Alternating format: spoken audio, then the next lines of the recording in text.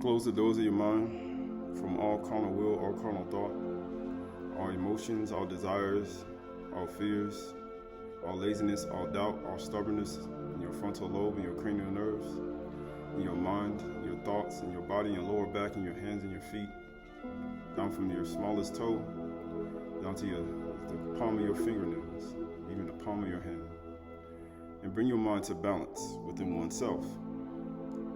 Close your doors of your mind from all deceitfulness of riches and uncertain riches that can corrupt the mind and bring one's mind to corruption and greed. And knowing that the one who sits in the highest Shamy'n gives life to those who seek him with their whole heart, mind, soul, and being, who seeks with care, prayer, and worship. For today is a day of freedom. Today is a day of warning. Today is a day that Yahuwah has given to us as a gift. And we will rejoice within ourselves and be glad and be simcha, to be joyful within. For to have joy within is to be anointed with gladness, to be an anointed. Knowing that to be anointed is to walk in the light of this city, Jerusalem itself, Jerusalem above. For except a man be born from above, or woman, or child, they will not see the Malkuth. Except one fast from the world, one will not see the kingdom of Yahuwah, the Malkuth. So this Yom, we acknowledge the one who made the Har, all the Har, the Yom, and all of the Alats, and put the Kug on the surface of the deep. The one who formed and shaped all of the animals, the creatures, the birds, the all of the animals, the behemoths, and all of the beings of the earth that he put Adam in authority over. So this Yom, at both male and female, at both son and daughter, as within mother and father, we walk in that true light, the one who gives life and the one who takes away, Yahuwah Elohim. So as we move forward in kindness, ahab, joy, peace, patience, meekness, temperance, amunah, and we keep it one. And we will no wise clear the guilty. But this Yom, Yahuwah Elohim reigns in life. So this is Wisdom of Solomon, ODE 8 through 13. It says, hear the word of truth and receive the knowledge of the truth. So you have the Shema. You have to seek with your intellectual properties and your intellectual faculties within. That's both male and female. And receive the knowledge of Yahuwah. You have to receive the information, the actual knowledge, the binah, from him. Your flesh may not understand what I'm about to say to you. So your flesh, no matter what color your skin you have, no matter caramel, dark brown, blue, black, it doesn't matter. White, snow white, peach, it doesn't matter what color you are. Your flesh may not understand what I'm about to say to you. Know your garments, that which I'm about to declare to you. So you look at your garments, what you wear, your clothes, your dresses, your hair coverings, your wraps, your pants, your shirts, your tunics, right? No matter what store you bought it from, what type of shoes you wear, that stuff is not going to understand what's getting ready to be said. So that's why you have to remove these things from your consciousness, from your inner man, that you may focus. Verse 10 says, keep the mystery, you who are kept by it. Keep Amunah, you who are kept by it. You have to keep this Amunah, this faith, the mystery of Amunah. Why? Understand my knowledge. You who know me in truth, understand it. Because it's easy to certain people. Love me with affection, you who love. Because it should be easy for everybody. Yahushua said, my yoke is easy, my burden is light. He said, the way of a transgressor is hard. It's going to be hard for people who don't understand this, if you carnal minded. It says, verse 12 says, for I turn not my face, right? Verse 11 says, love me with affection, you who love. So you have the love. You got to have a heart. You got to have love. If you don't have love, you have nothing. You're just a tinkling cymbal and a sounding brass, no matter what you say. I don't don't care if you have all the knowledge and all the whole cosmos and all the world. If you don't have a Hav, you ain't nobody. If you don't have love, you don't have nothing. Verse 12 says, "For I turn not my face from my own, because I know them." Because his own, they have love. They don't put no confidence in their garments and what they wear in their flesh. Those are his own. They keep Amunah and the mysteries. Those are his own. He said, I'll never turn my face from my own, because I know them. Because these are the people he's going to know. Verse 13, "And before they had existed, I recognized them and printed a seal on their faces." So he printed a seal on these people he knew. And guess what it says? "I fashioned their members in my own breast." So his own breast, I prepared for them, that they might drink my Kudash milk and live by it. So you look at think about drinking his Kudash milk. Right? His, how you say, desire the sincere milk of the bar, that you may grow thereby. Because when a mother has a child, she doesn't forget her child. She gives her breast and she gives it to the child to drink. So just like a female does these things, Yahuwah's like, that's what I do for you. "I am pleased by them and not ashamed by them." I'm not ashamed by them. For my work are they, and they are the power of my thoughts. So think about your thoughts, the power of your thoughts. Look at all the things that Yahuwah desires and he creates. And he knows by his thoughts. Now think about what you know by your thoughts and what you have to, like we talked about, this is the time to pluck up what is planted. This is the time to root up what is planted. What's in the power of your thoughts that has power over you?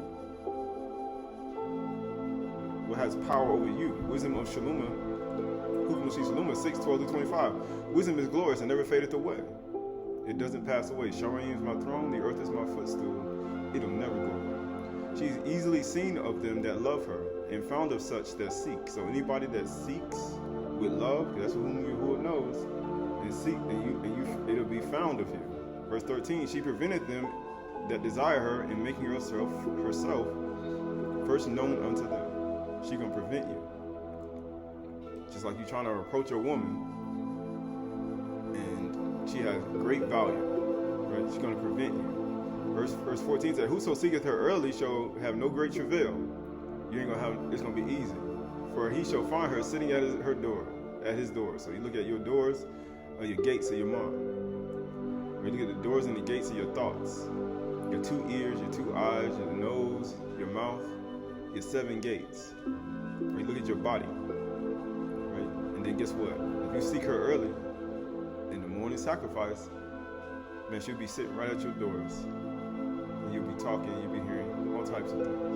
Verse 15 says, "To think thereupon her is perfection of wisdom." So you got to continually think on it. Just like you see a beautiful woman, and you see how beautiful she is, and you continually seek after her. Or a woman who sees a beautiful man, she continually seeks after him. But he's telling one to do the same thing. He's saying, seek after it like that. "And whoso watches for her shall be quickly without care." Like you watching every corner. Oh, there the person goes. There it goes again. There it goes again. And early in the morning when the wisdom comes, are you seeking it out like that? There it is again. Woo! That was a great, man, that was wonderful. I got a quick glimpse. Verse 16 says, "For she goeth about seeking such as are worthy of her, shows herself favorably in the ways, and meeteth them in every single thought." So we look at our thoughts, the power of your thoughts.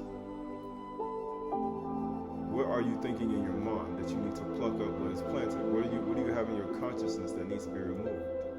Right? This Bereshit 1:1. "In the beginning, Elohim created the Shamy's in the earth was without form and void, and darkness over the face of the deep. And the Ruach of Elohim was hovering over the face of the waters." It was moving on the face of the waters. It was flying. "And Elohim said, let there be light, and there was light. And Elohim saw the light." Right? He saw the light, and it was good. "And Elohim separated the light from the darkness. And Elohim called the Or-Yum, and the darkness he called night. And there was a Reb and Bakar, a Kadiyum." Right? A Reb and Bakar, a Kadiyum. Right? So, because we know Yom Akkad, it's the first day of creation, as we spoke about before. Yom Akkad. Right? the beginning, the house, the creation of the Elohims, right?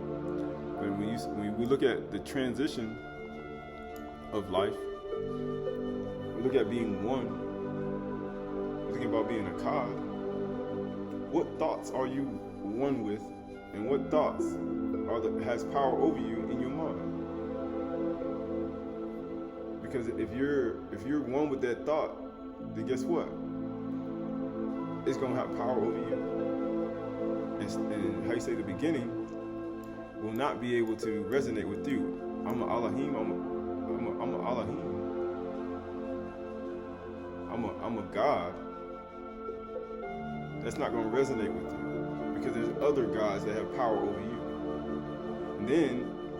And I ain't talking about Yahuwah himself, I'm talking about the actual thought process of who and what other God has power over you. When you look at Yahuwah in the highest Shamy'n, who sits in the highest Shamy'n, who spoke these words into this earth as a seed, he spoke it for a Qahalath on the first day of creation.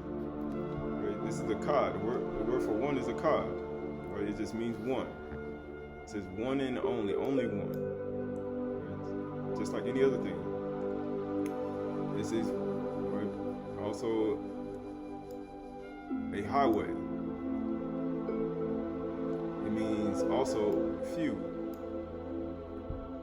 He said, I've not chosen you because you're, how you say the most people, I've chosen you because you're a few who are willing to be a Qahalath. Or you say united. Right, because we know a Qahalath, you got the Aleph, the Kaf, and the Daleth. You got Aleph is 1, Kaf is 8, and the Daleth is 4. He's a 13. He said, I've chosen these people to be a Qahalath. And just like we have 4, we know the 4 corners of the earth. But he said, what's hindering you in your thought process? Yeshayahu 40, 18 through 22. To whom will you liken Elohim Yahuwah? Or what likeness will you compare him? What are you going to compare him to? The one who made all of the protons, electrons, neurons, quarks, molecules, and photons, and neurons.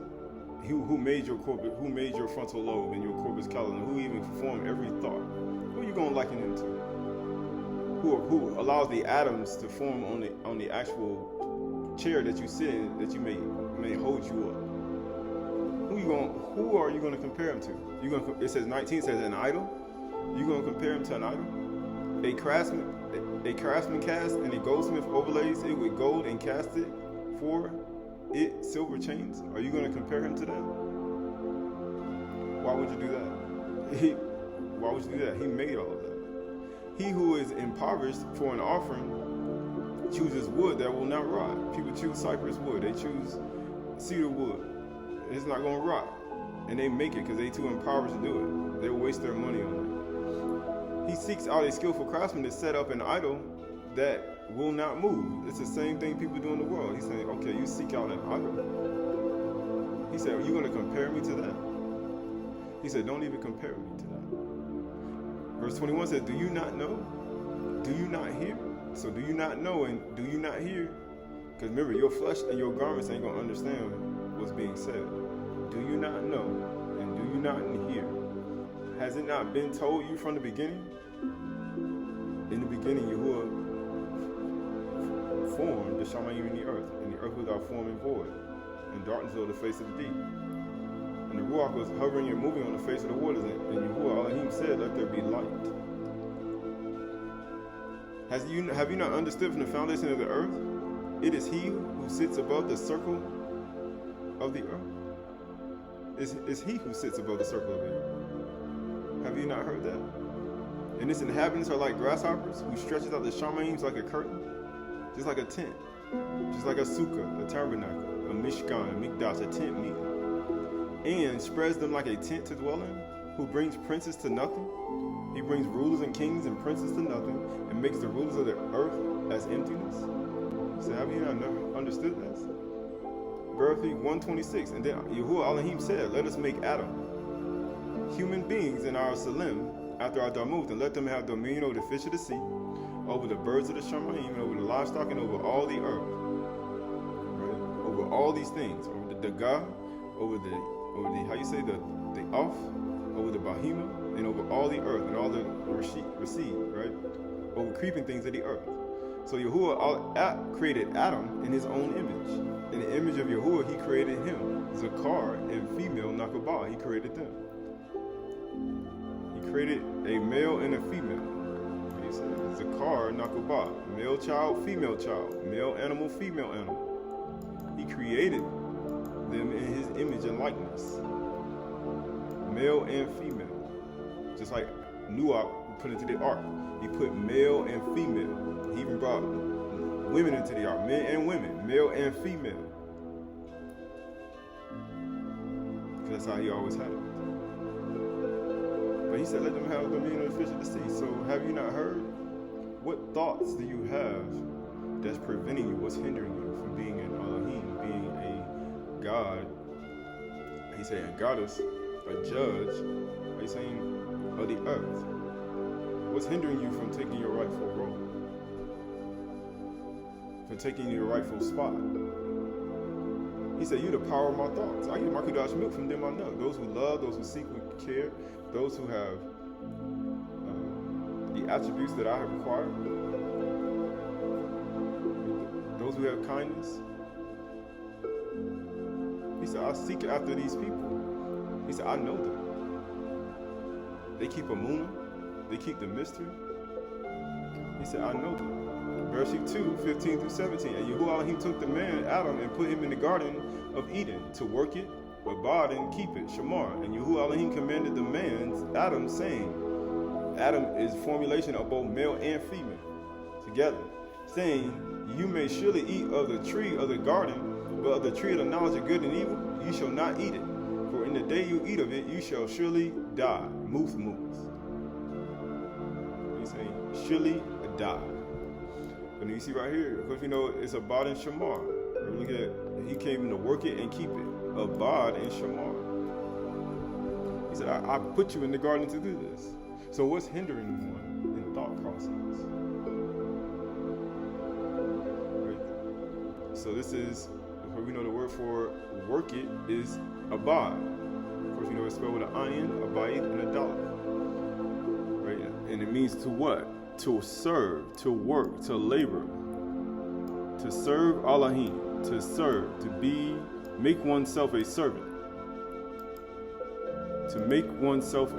to compel, to labor, to work, to serve, to till, to enslave, to work. Right. So the word for Abad is ayim, bayith, and daleth. Right. So you got ayim is what? 70. The bayith is 2. The daleth is 4. Which equals to what? 76, which is a 13. Right? You know, he said, what's hindering one to be one? A Qad. In order to be a Qad, you gotta be a servant. People saying, why? You have to be a servant. So the word for work it is Shamar. It means to keep, to guard, to give heed. That means, have you not heard? Have you not seen? Have you not understood from the beginning? You gotta hear. You gotta keep. You gotta observe. You gotta give heed.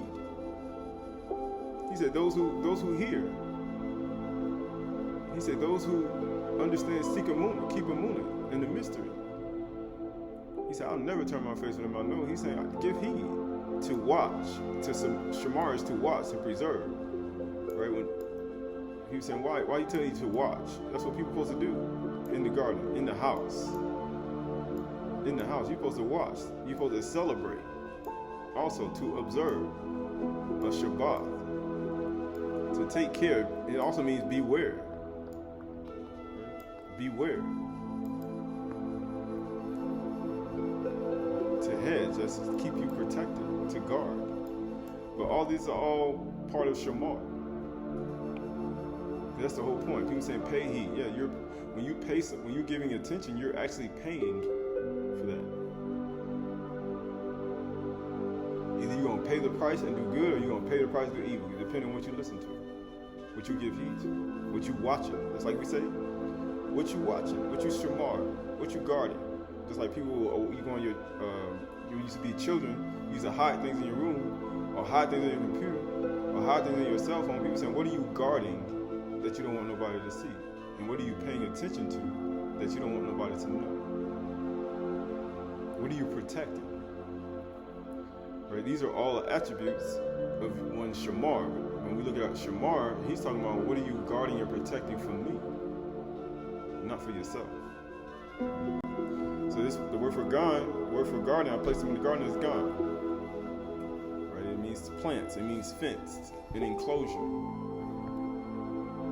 So look at an enclosure, look fenced, to surround and protect. That's what a fence is. It also means enclosure, as a plot of the ground or indoor surface, surrounded by a fence or a rope or a barrier. Means a fence. That's what it's supposed to do. That's what being in a garden is. It's a place where you dwell, where you be a servant and you what? You shamar as Yahuwah's son and daughter, because that's what Adam was, as male and female, as his son and daughter in the garden. They were servants. They were sons and daughters and servants, and they were shamaring and protecting what they had. They were guarding it. That's what they were doing. So what is one protecting in one's thoughts that's not of the garden? What are you protecting in your thoughts that you need to pluck up in the garden? Because just like we're supposed to be in the garden plucking up and rooting out, what is in the garden that needs to be rooted out of you? And what are you protecting so it can't be taken away? Because there's something inside of you, inside of your mind and your consciousness that you have that you know you need to get rid of. It may be hatred for a person. It may be jealousy and envy.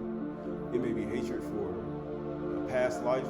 It may be hatred for a past person. It may be hatred and jealousy and envious and malice toward a teacher who lied to you, a pastor who lied to you, a person who, a friend, a close friend. It may be your mother or your father, right? Or a person who molested you. Person who touched you in the wrong way, right? It may be a whole bunch of other attributes of yourself that you have to let go of. It may be being poor all your whole life. It may be you being a person who had nothing, a person who had to be alone, right? All these are all attributes of oneself that one has to destroy. I say to root out of themselves to produce fruit. He said, don't protect it. So we look at a barrier, we look at something. Remember, have you not heard, have you not understood that he put the circle on the earth? These are illustrations. These are illustrations from an aerial view. From an aerial view. So we look at an aerial view of everything and how Yahuwah sees you on the earth. He said, have you not, I put the circle on the earth. This is how he views you in his garden. He's like, don't you understand? I put you in there. I put you here. I put the circle on the earth. The field is the world. And he's saying, what? What do you need to pluck up inside the garden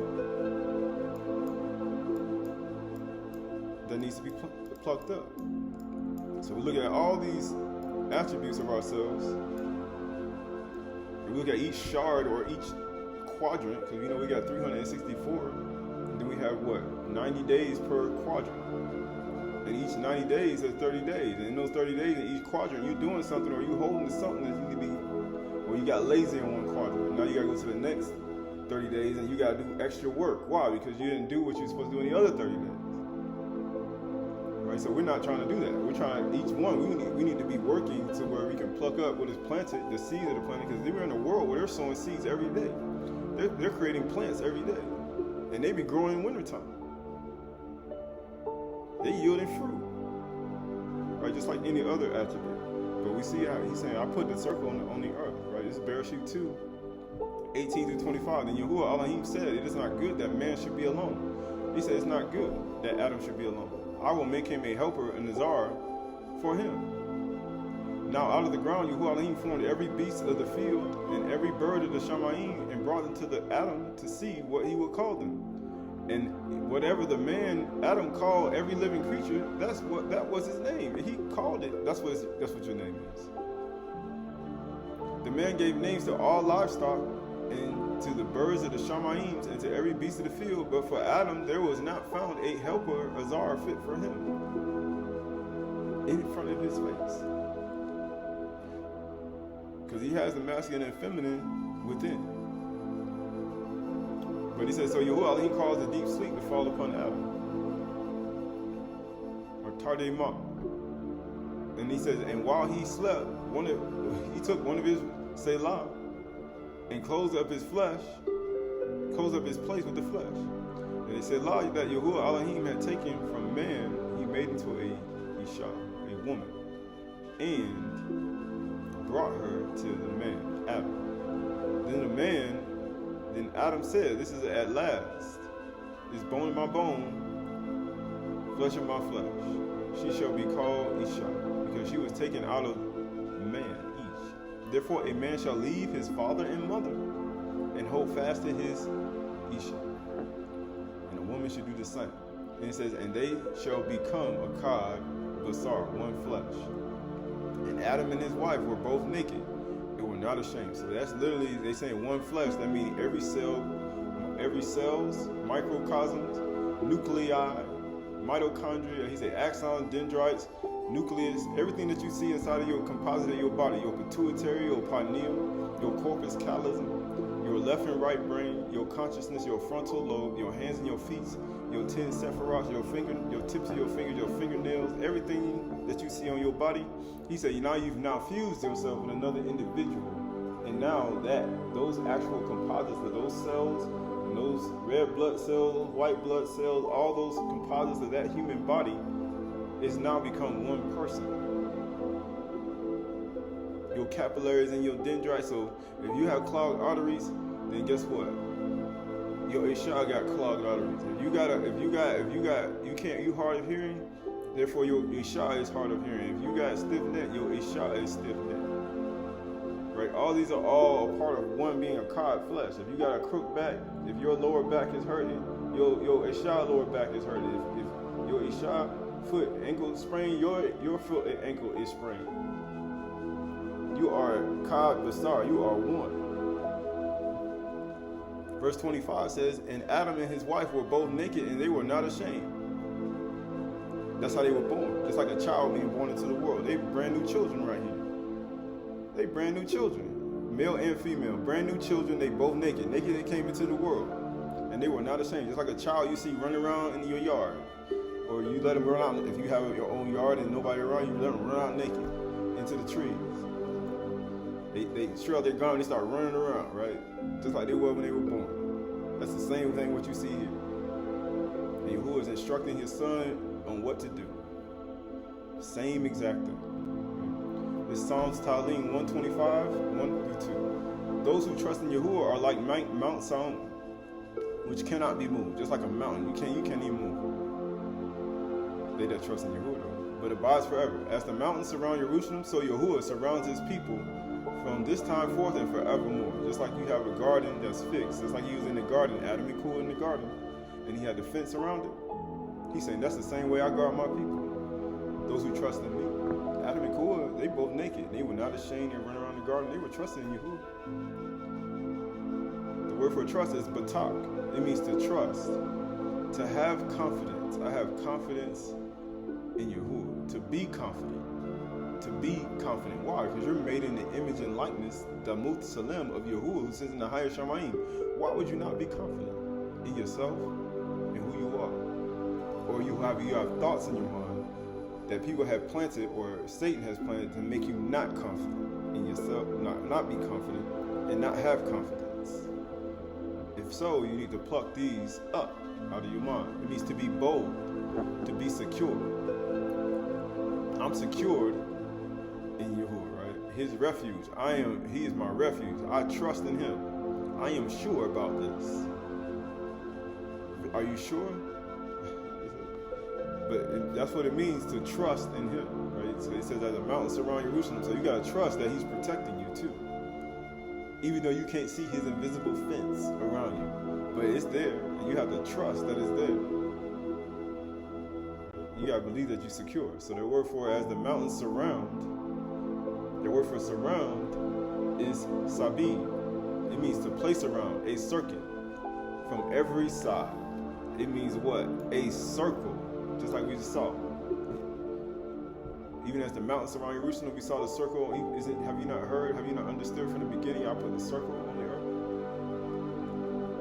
I put you there.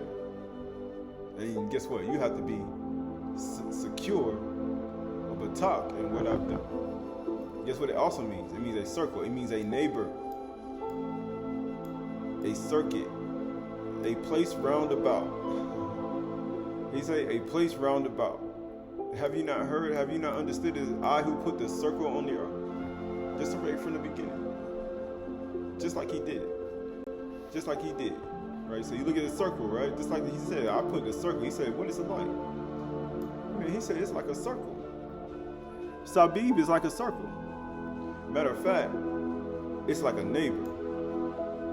Right? So you got a neighbor here, neighbor here, neighbor here, neighbor here, neighbor here, neighbor here, neighbor here, neighbor here. He said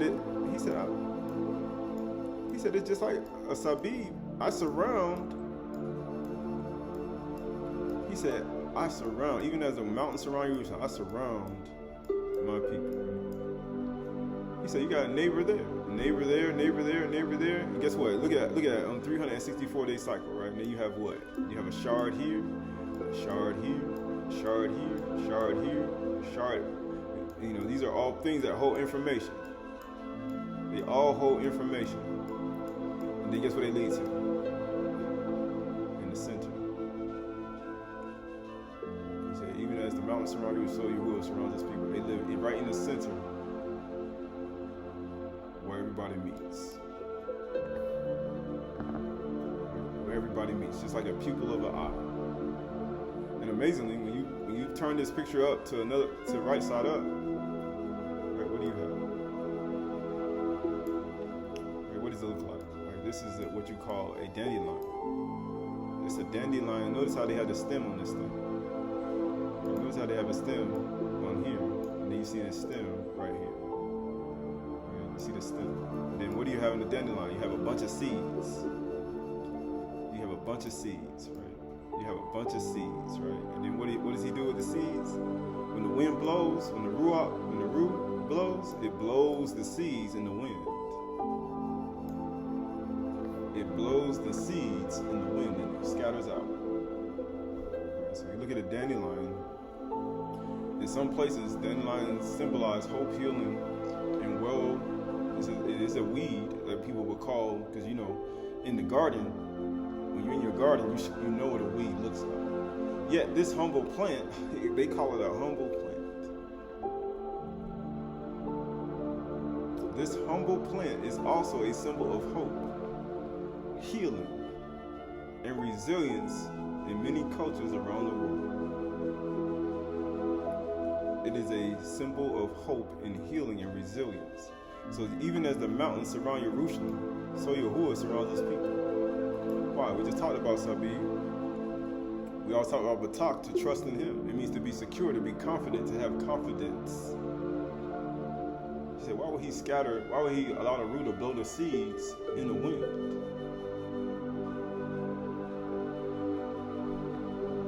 But he said it has hope and healing resistance, right? But at the same time, it says, as the mountains surround Jerusalem, so Yahuwah surrounds his people, from henceforth and forevermore. We know Jerusalem is, when you see that, you see Jerusalem. Right? People think Jerusalem is, how you say, is a building, a place, and, you know, they think a mountain. But he's comparing it to a mountain. He's comparing his protection like a mountain. He's comparing it to a mountain. But the Jerusalem is what? The teachings of peace, of shalom, the teachings of peaceful life, a peaceful life. Or we look at those illustrations as a symbolization of the teachings of peace and the seeds that are scattered in the wind, that bear fruit. They're scattered in the wind. They scatter them out. The wind goes and it scatters them out. Or you pick it up, a human picks it up and they blow it, and it blows in the wind.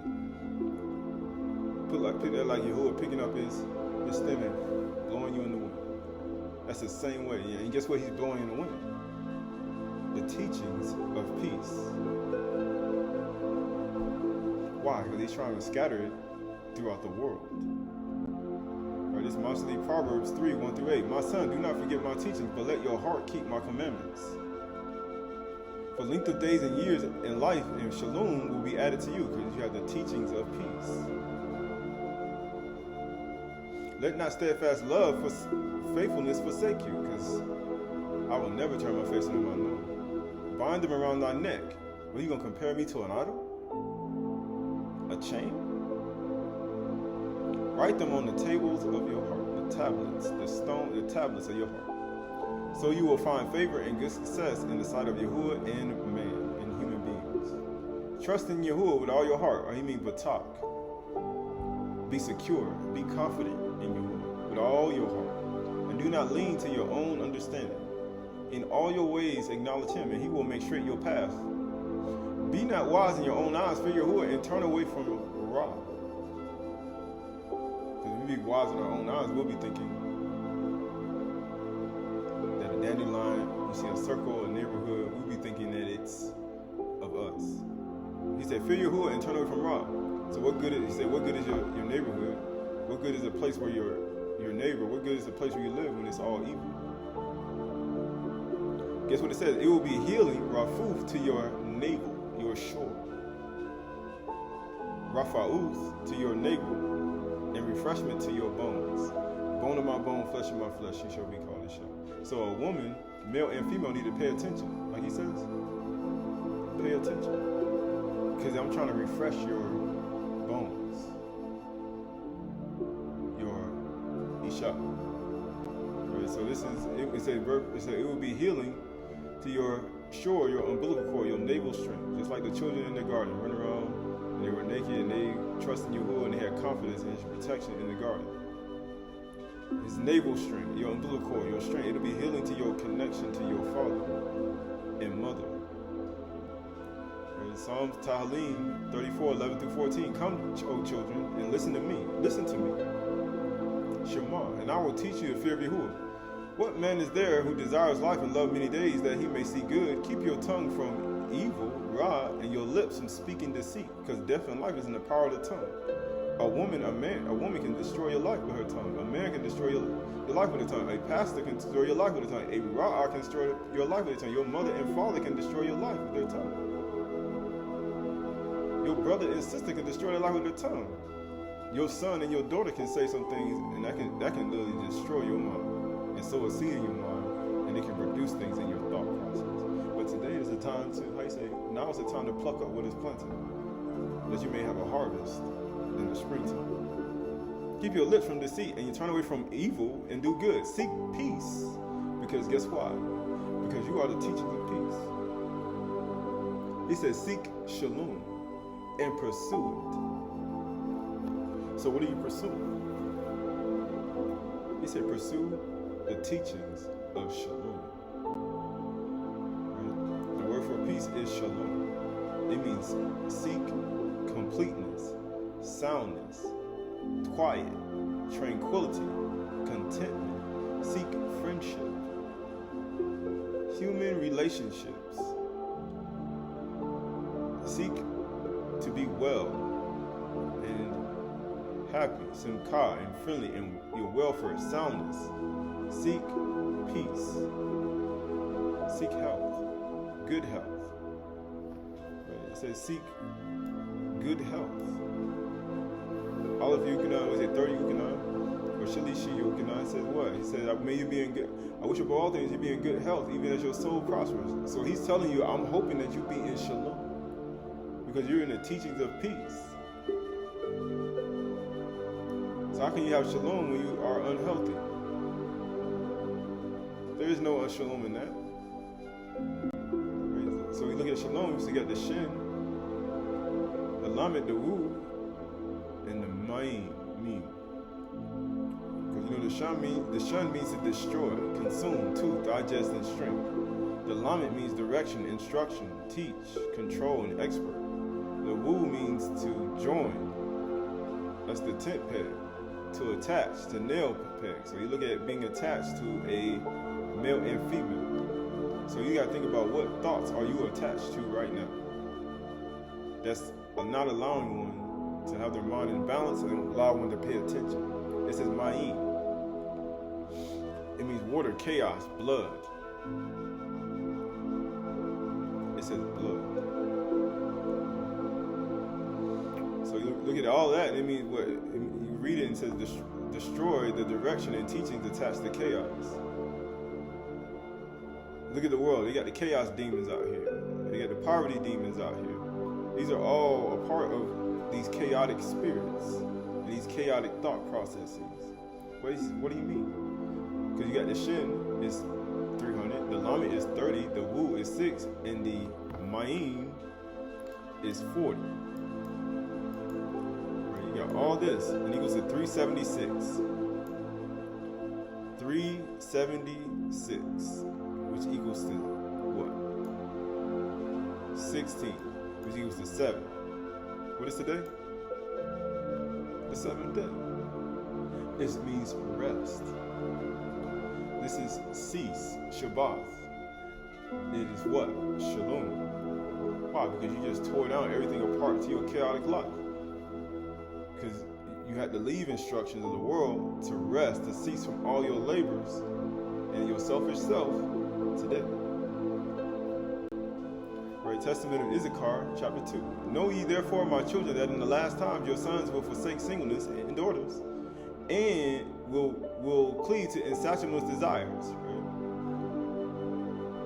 Right? He's talking about singleness. He's talking about doing this one thing, and leaving godliness will draw to malice. They're gonna leave godlessness, right, which means they are innocent, and draw near to malice. And forsaking the commandments of Yahuwah, they will cleave unto Satan by Lord. They're going to cleave to him.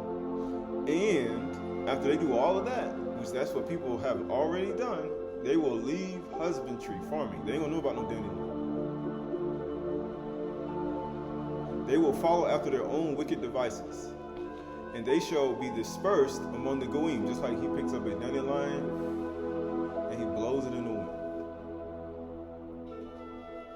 And shall serve their enemies.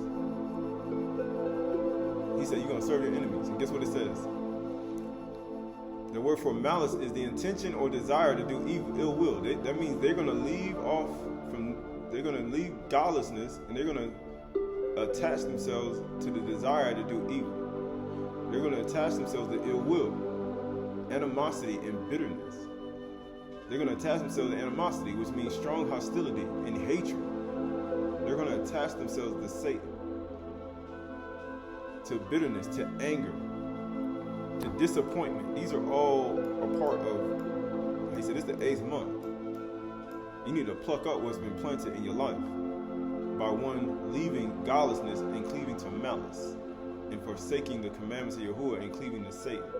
He said you need to pluck up Satan.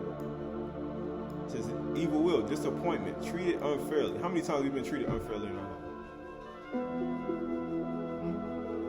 How many times? People say, you ever been treated unfairly?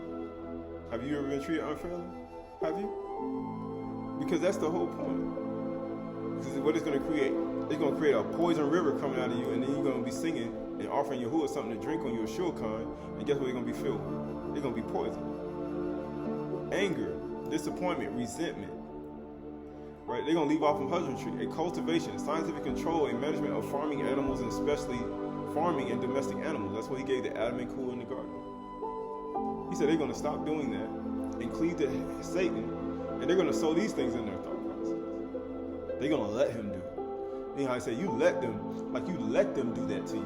Just like in sports, man, you just let them score. You just let them score. You just let them just do it. Or like in sports, they say 2 plays, you let them score. Or in tennis, you just let the ball hit the ground. Or like on enemy lines, or like in a war, or like a soldier, they say you just let them cross the line. You just let them cross the barrier. You just let them do that. So you're not going to be a farmer and protect what's in your fence? So you're going to let Satan sow his seed, his bitterness, his hatred, his anger, his disappointment, his be treated you unfairly, resentment. The only reason you're getting treated unfairly is because he said, I don't cleave to Satan. Exactly. By other people who cleave to Satan. And it says bitterness, animosity. Say our interactions. We talked about this last time. Our interactions, we leave the residue of it. But tonight, it's time to pluck up what is planted, right? This Jubilees 11, the history of Ru and Abraham. And in the 35th Jubilee of the third week in the first year thereof, Ru took himself a wife. Her name was Orah, the daughter of Ur, the son of Kasib. And she bare him a son and called his name Saroth. And Saroth in the 7th year of this week, in this Jubilee. And the sons of Nuach began to war with each other. Isn't that what you're seeing today? This ain't nothing new. To take captive and to slay each other, to the shed blood of men on the earth. What are people doing today? Man, you see a shooting, a gun, people kicking in doors, home invasions, people getting shot on the side of the road, getting executed on the side of the road, people getting shot with bombs, machine guns for no reason, kidnapped, all types of sex trafficking. Man, there's all types of things going on. Look at the world today. And then you say, oh, you think the world is going to get better? And it says right here,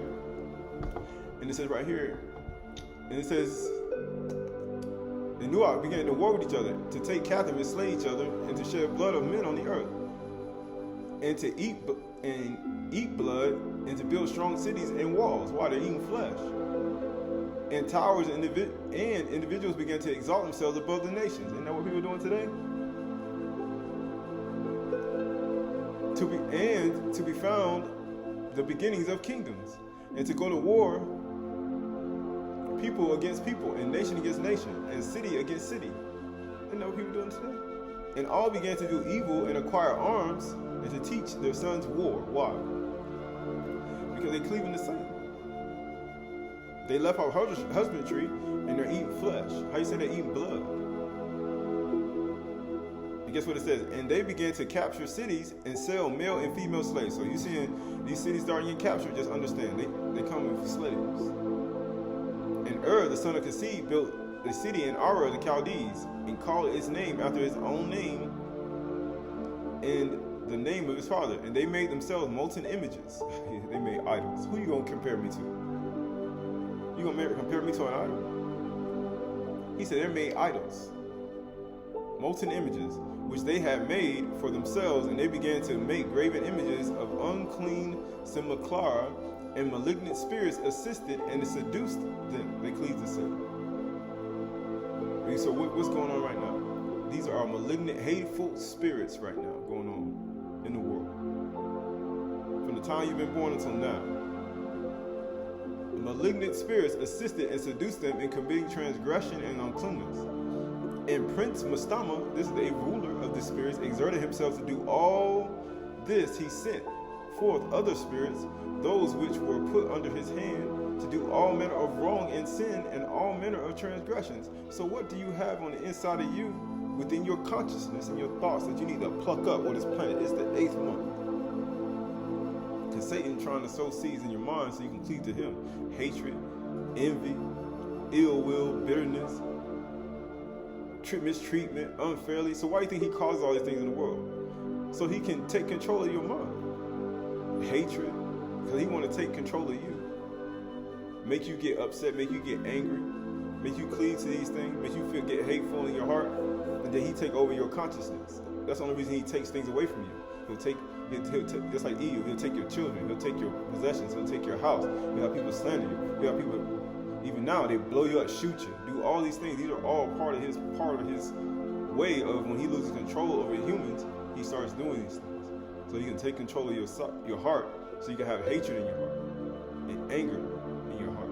So he can what? Take control over you.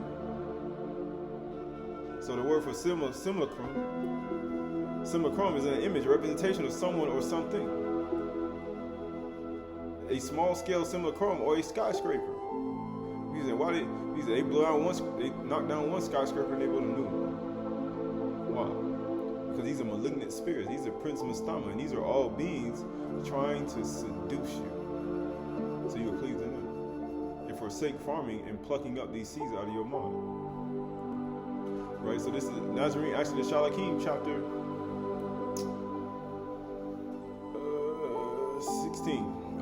16, both good and righteous. Hence, since so many false erratic religions have been introduced into the world, we have been sent. as good merchants, bringing unto you the worship of the true Yahuwah, true Elohim Yahuwah, handed down from our fathers, preserved as the seeds of which we scatter these words among you, just like a dandelion seed, blowing seeds. Just like we're blowing dandelion seeds. And place it into your choice to choose what seems right to you and be right. It's your choice.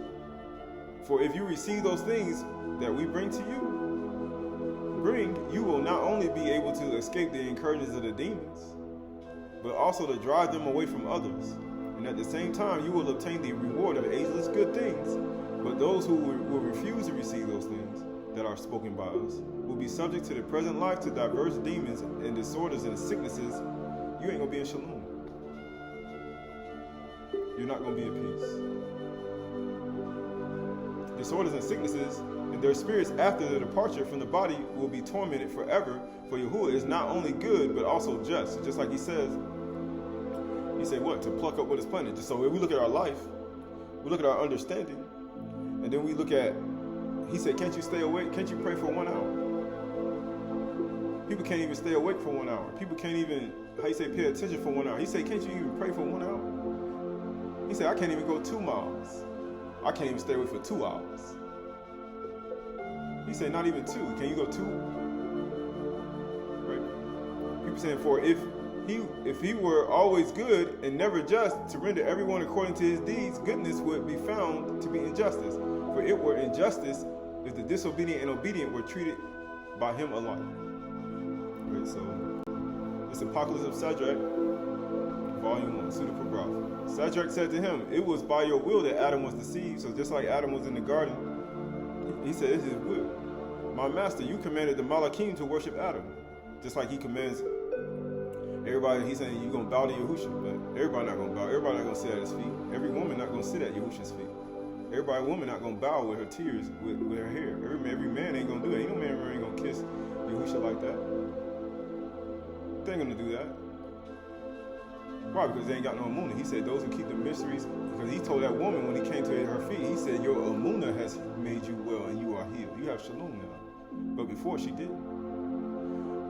But he says, but he was first among the Malachim, he who was first among the Malachim disobeyed your order and did not worship him.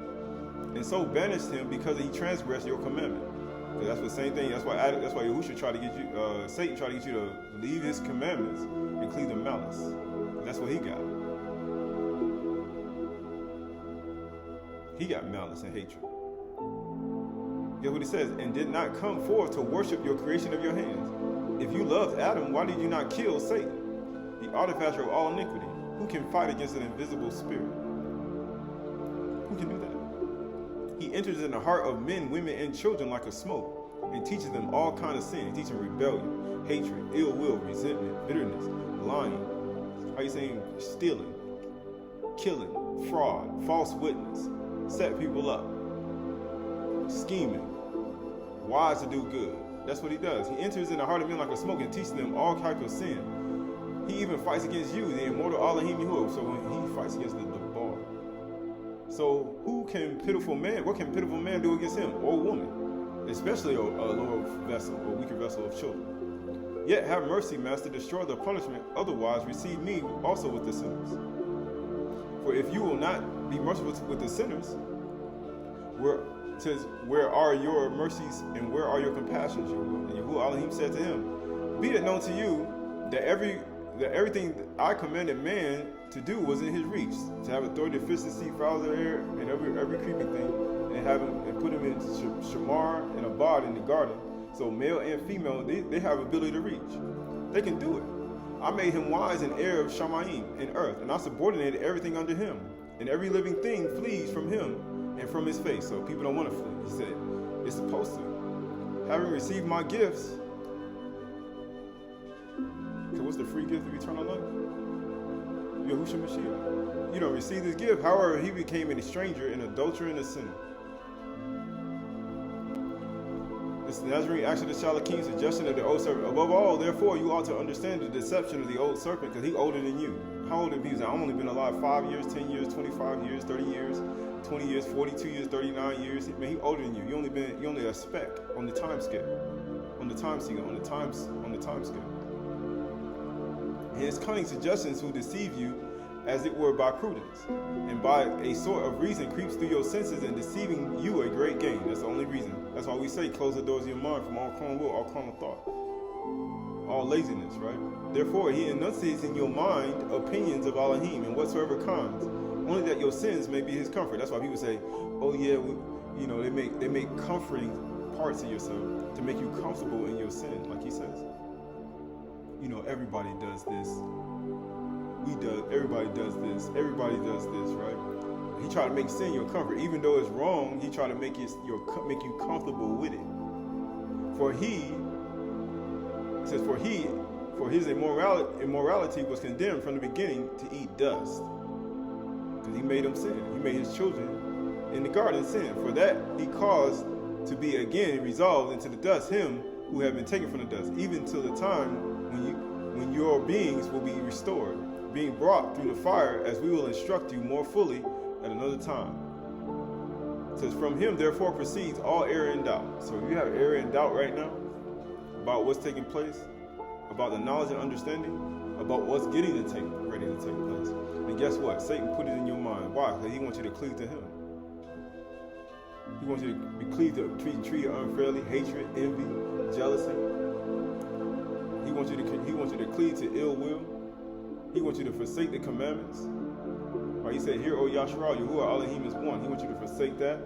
He wants you to become stiffness of neck, hardness of hearing. He wants you to turn our stubborn shoulders and not listen to you. That's all he wants us to do.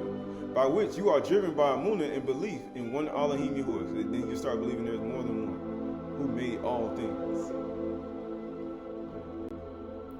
Right, this is Aramaic Palestinian Targums, section 1, Bereshit. And Yahuwah saw that the wickedness of man was great in the earth, and all imagery and thought of his heart was only evil every day. So every single day, the imagery and thought of man is you look at the images and likenesses that people can see every day. And it repented Yahuwah in his word that he had made Adam upon the earth. And he passed judgment on him by his word. That's what he's doing now.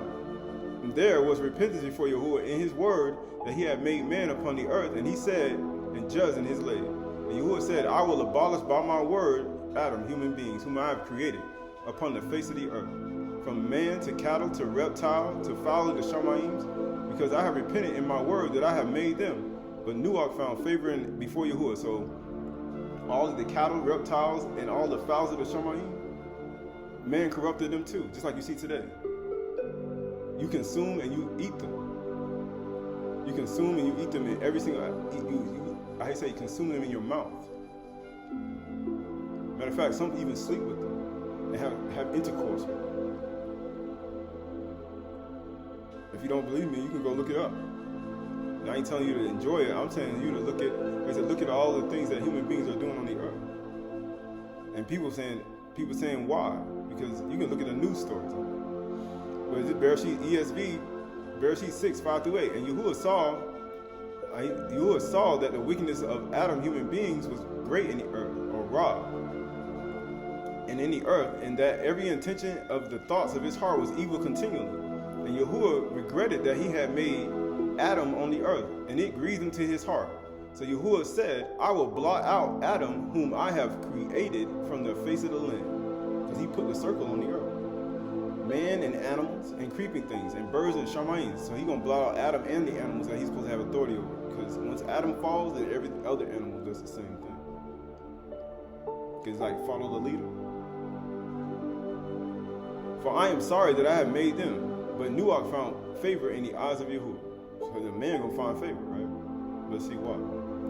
Right, so the word for, it says Yahuwah saw, the word for saw is ra'ah. To see, it means, ra'ah means to what? To see. So when he said Yahuwah, to see, he saw, he inspected, he perceived and considered. He had a vision. He observed. He discerned. He looked to give attention. He caused to see to show. He caused people to see what was taking place on the earth. It means to what? To see literally or figuratively. It says to respect, right? He said one on another. He said Ra. He said Yahuwah saw. Ra'ah, to see. Because that's what, when David was over the shepherd, or the sheep, he had to see when the lion was when the lamb was taken by a lion and a bear. He said, I saw that the wickedness of man was great in the earth. And I saw it. And I saw what you're doing. So you take one of the lambs that I got, and then you want to go, how he say, and snatch it away in your mouth and start teaching it all types of sin. Satan. So he's like, Yahuwah saw it too. He ra'ah. He saw it. He saw all the other who did it too. But it says what? He saw the wickedness. That word for wickedness is ra. He said he saw all the disagreeable malignant, those malignant spirits, mustama. He saw all of the evil that was going in people's mind, the unpleasant evil things, right? Misery. They want in shalom. Bad, distress, misery, wicked, echolly. And he says mystery. It says what? Also evil. He said, I saw all this. People are not in shalom. Misery. He said, I saw all this. Evil, causing injury to families, injuries to husbands, injuries to wives, injuries to children. He said, I saw all the injuries y'all causing by y'all raw, by your evil, by you cleaving to Satan. He said, I saw it all. I observed it. He said, I saw all the malignant spirits, the spirits of hatred that you guys have, you people have. He said, I already saw it. Right? He said, the word he said for every intention, that word for intention is yetzer. He said, I saw every intention, everything in your intentions, your framing purpose, your pottery. Just like he said, I'm the potter, you the clay. He said, I saw everything in your pottery when I was forming and shaping you. He said, I formed and shaped you from the Adama and made you in my image and likeness. But now I'm looking at the things that I'm shaping, and now it got all types of defects in my clay. It says graven images. That's in your imaginations. So you look at your imaginations and your graven images in your hand, your devices, your intellectual framework, just like the framework on the actual composite, on the architect, on the actual JavaScript, your framework inside of your computer programming of your mind. He said, I looked inside of your framework of your intellectual thoughts, and I see that inside of your intellectual thoughts, inside of your consciousness, there are things that you need to remove, or I need to remove. And he said, which one is better? You think it's better for you? He said, you to take that on, or for Yahuwah to do it? When Yahuwah takes something, when Yahuwah got to take something from your mom, he take away everything around you, and then you'll figure out, like, man, I need to get rid of this. He says conception. He said your mind work. How you working in your mind? Your framing purpose. He said my purpose is to do Ra. I have a plan and a plot, and it's evil, and it's through Ra, and I'm gonna continue to do it because Satan, I cleave to Satan, and I want to see this person fall. I want to see this person fail. I want to see this person not make it. He said these are all evil intentions. Framework. That's your purpose. He's saying what? He's saying you gotta pluck up these things that are planted, right? So the way it says, every imagination and intention of the thoughts of their heart is makashaba. It means what? Thought, device, thought, plan, and purpose. Your content, your texture, your imagination, your invented thing, your invented plans, your thought, advice, your devices. Just like your cell phones, your TV, your television, your devices. People, they use it for raw. That's their purpose, imagination, and heart. That's what they use it for. Makashaba. You got a meme. That's what they use their thoughts for. Their plans are evil. Their intentions are evil. Their devices are they use it for evil. Everything they use for evil. You got Makashba is Meme, Koth, Shun, Ba'ith, and Ha. Meme is 40, Koth is 8, Shin is 300, Ba'ith is 2, and Ha is 5. Which equals a 355. Which equals a 13. Which equals to 4. We look at the 4 corners of the earth. He said, how are you going to be a servant if you can't be a cod? Which is 1. You can't be a cod. You can't be a servant in Yahuwah's garden. And your thoughts, the only reason you can't is because of your thoughts. Because your thoughts are corrupted by Satan. That's why you can't be a farmer anymore, because you cleave to Satan. That's why you cleave into ill will. That's why you cleave into bitterness. That's why you cleave into hatred. That's why you cleave into all these things, is because Satan is in your mind. Mastama is in your mind. The prince of all demons are in your mind. That's the only reason. That's why the garden is not something that incites nobody. That's why people ain't running around in the garden. That's why people ain't really excited about it, because they have other imaginations and thoughts. And Yahuwah's like, I'm grieved that I even made man, Adam, male and female. I'm grieved that I even did it. Look at the world today. And we look at the 364 days, which equals the 13. So he said they do this every single shard, every single 3-month cycle. Early summer, late summer. Early winter, late winter. We're in the cold winter, but the love of many is wax cold. He said those who seek with love, those who keep the mysteries of the moon, he said, I'll never turn my face on them, I know. But those who do, he said, I know them. But those who do turn their face away from these things, he said, I never knew you. He said, I don't even know you. That's what Yahushua going to say when people come to him and say, haven't we not done all these things? We nodded in your name. We prophesied. We done many marvelous works. He said, I never knew you, because you didn't see, you didn't keep the mystery in the moon, and you didn't have no love in your heart. Matter of fact, you didn't drink my Qahalath milk that you may live by it either. And the word for it, says Yahuwah, he says, every imagination thought is evil continually. That word for continually is yom. So that means they do it every single day. It's like a 364 days. Yom. Right? Day, opposed, division of time. 364. They do it a whole 364 days. A day's journey. A lifetime. To be hot, warm hours. They do it in the summer too. We're in the cold season. They do it all the time. In the daytime. They do it in the daytime. In the seasons. Required seasons, right? We're in early winter. He said they do this even in troubled weather. Even in troubled times, people still have every imagining thought is evil continually. Even in troubled weather, blizzards, they evil. Hurricanes, they evil. Earthquakes, they evil. Still evil. Still won't repent.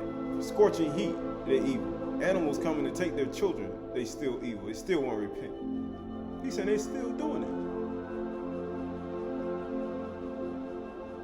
I take away everything you got, you still rob. He said, I give you back everything you wanted, still rob. Right?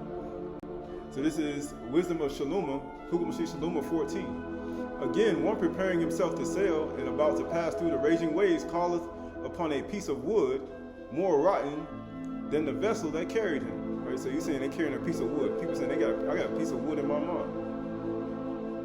He said, Yahushua said, cast a log out your own eye, you see clearly, cast a speck out of your brother's.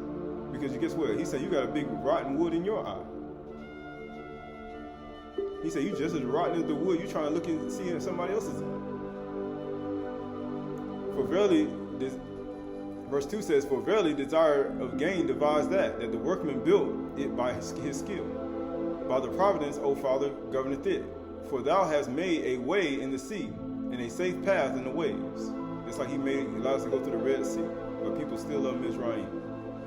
They love Mizraim on television, Mizraim on the cell phone, Mizraim on Instagram, Facebook, and Twitter. They love Mizraim down the street, Mizraim in their thoughts. Verse 4 says, showing that thou canst save from all danger, yea, though a man went to sea without art. They went through the sea without that art. Nevertheless, thou wouldest not that the works of thy wisdom should be idle. And therefore do men commit their lives to small pieces of wood. Why? Because they're idle. Because they're not in the garden. They're not out in the field. They're not doing these things. So therefore, they commit their lives to a piece of wood, a big log in their mouth. And passing the rough sea in weak vessels are passing the rough sea in a weak vessel are saved. For in old time also, when the proud giants perished, so are you proud? He said, the hope of the world governed by thy hand escaped in a weak vessel, in an ark. In a weaker vessel.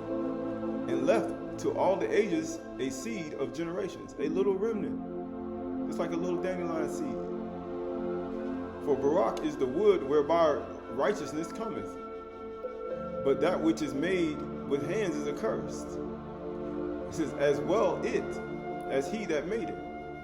He, because he made it, and it, because being corruptible, it was called Elohim. For the unrighteous and his unrighteousness are both alike hateful unto Yahuwah.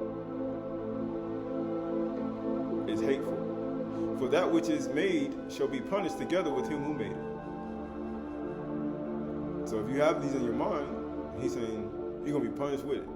Therefore, even upon the idols of the Goyim, the Gentiles, shall there be a visitation, because in the creature of Elohim they are become an abomination, a stumbling blocks in the souls of men, and a snare to the feet of the unwise.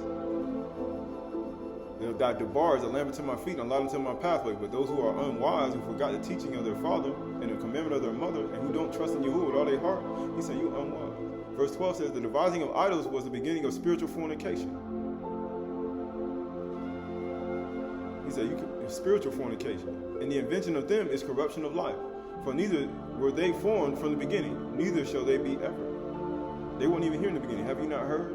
Have you not understood that from the beginning, it is I who put the circle on the face of the earth? Verse 14, for by the vain glory of men they entered into this world. Vain cabal of men, women, and children. That's why men bow to women. Because the majority of them are female spirits. Matter of fact, female idols. And therefore shall they come shortly to an end. Eventually they will. It's all going to end. He said that order will end.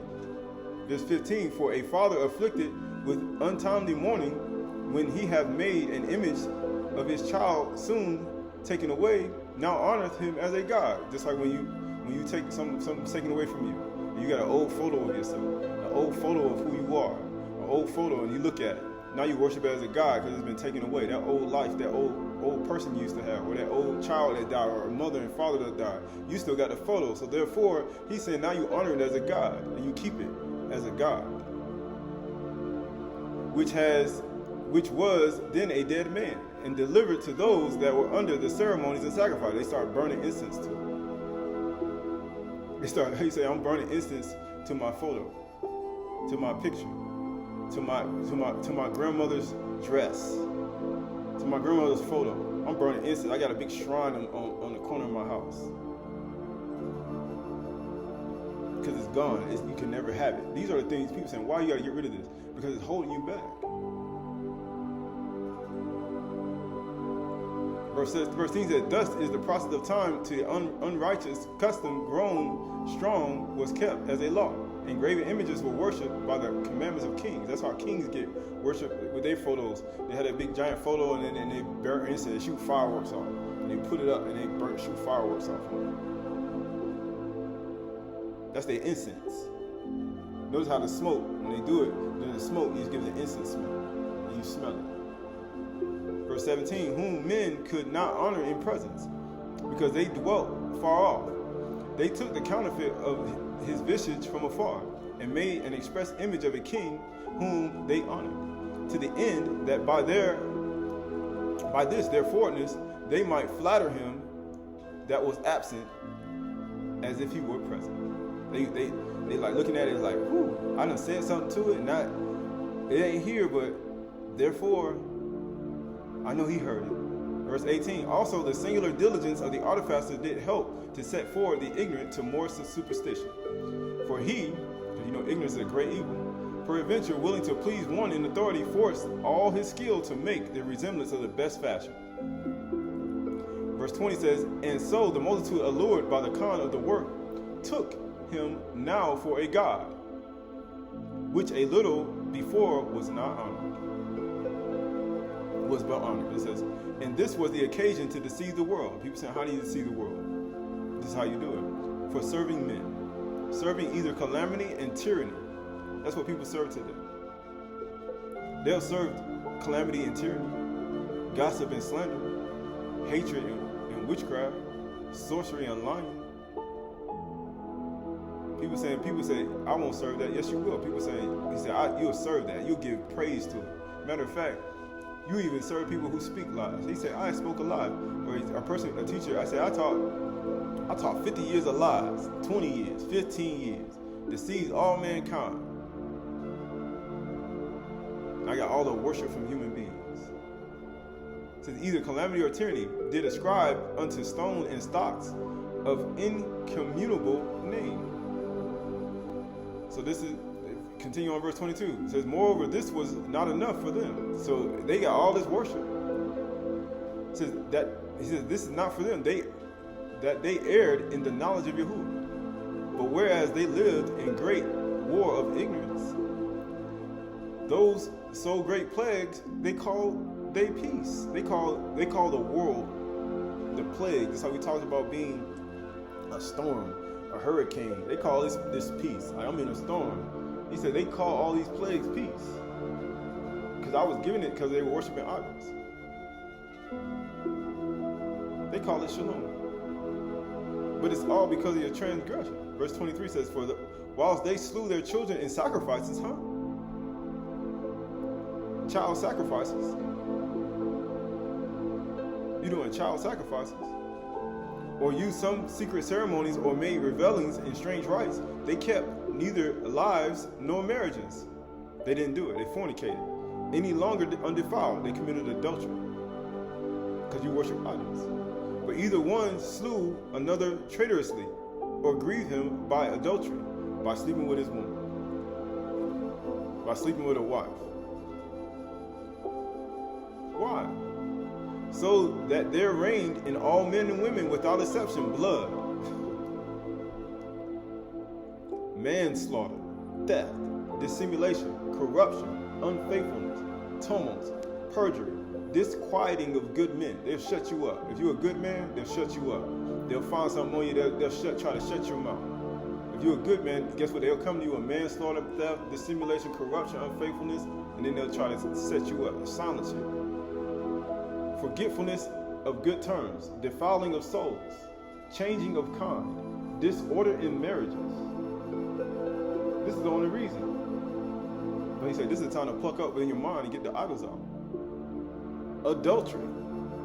He said, Adam received the gifts that come from learning, became adulterer and a sinner, and shameless uncleanness. Guess what it says? For the worshiping of idols, not to be named in the beginning. They were none of these idols were there in the beginning. Wood and stone and all these. The cause and the end of all evil. You get rid of all your idols, and you end all evil. He says, so what does one need to get rid of? One need to pluck up within themselves, that one may be in shalom. Not only within yourself, but to be at peace with Yahuwah, because his wrath is, he's angry. Verse Shamy'ny, Exodus 2:11-15. One day, when Mashal had grown up, he went out to his people and looked on their burdens and saw an Egyptian or son of Ham, beating a Hebrew, one of his people. He looked this way and that way, seeing no one, he struck down the Mizraim and hid him in the sand. People say, oh yeah, you know, but that was a good thing to do, right? Let's see. And when he went out the next day, behold, two Hebrew Abri were struggling.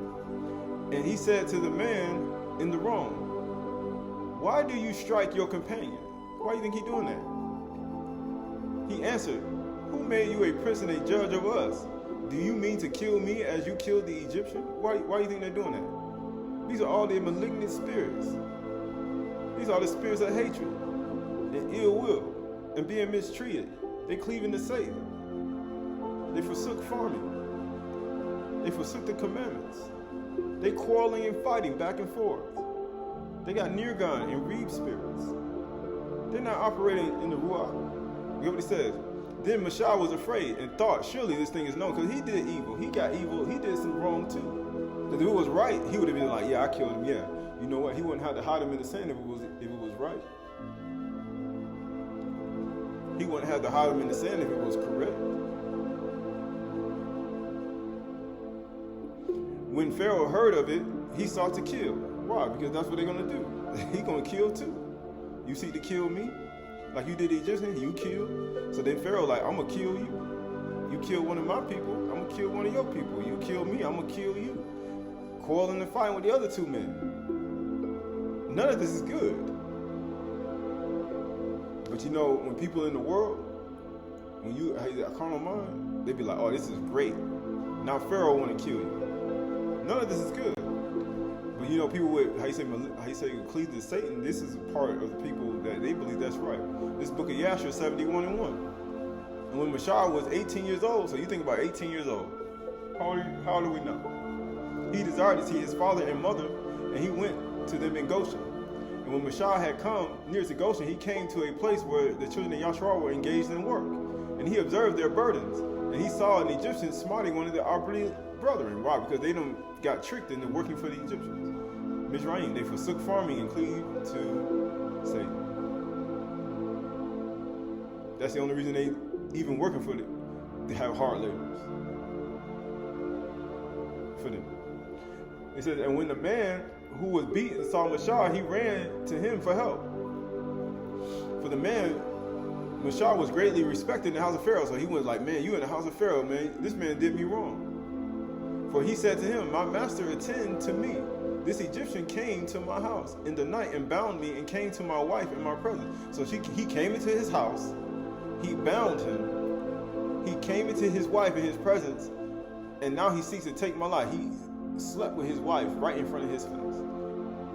All this has nothing to do. It's all to do with Mastama and malignant spirits and demons. And hear what he says. And that should sound familiar. And now he seeks to take away my life. And when Mashah heard this wicked thing, his anger was kindled against the Egyptian. And he turned this way and the other. And when he saw that there was no man there, he smote the Egyptian and hid him in the sand. So he killed him and hid him in the sand. And he delivered the Abri from the hand of him who smote him. That smote him. And the Abri went to his house, and Mashah returned to his home, and went forth and came back to the king's house. So he left him in the sand and he came back. And when the man had returned home, he thought of repudiating or not even acknowledging his wife, for it was not right in the house of Yaakov for a man to come to his wife as she has been defiled.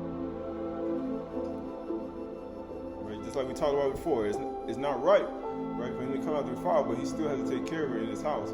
But it was just not right for him to even go near her or touch her ever again. So this book, verse 6 says, and the woman went and told her brothers. She's like, I'm going to tell on you. And the woman's brothers sought to slay him. And he fled to his house and escaped. There was more demons. So everybody trying to kill each other. She go tell somebody else. They get upset. They cleave to Satan. They trying to kill him. And then Mashah killed somebody. Everybody just killing people. Everybody just taking people out. He said, Prince Mastama, he said he assisted them into these things. And on the second day, Mashah went forth to his brother and saw, and behold, two men were quarreling. We talked about quarreling. And he said to the wicked one, why dost thou smite thy neighbor?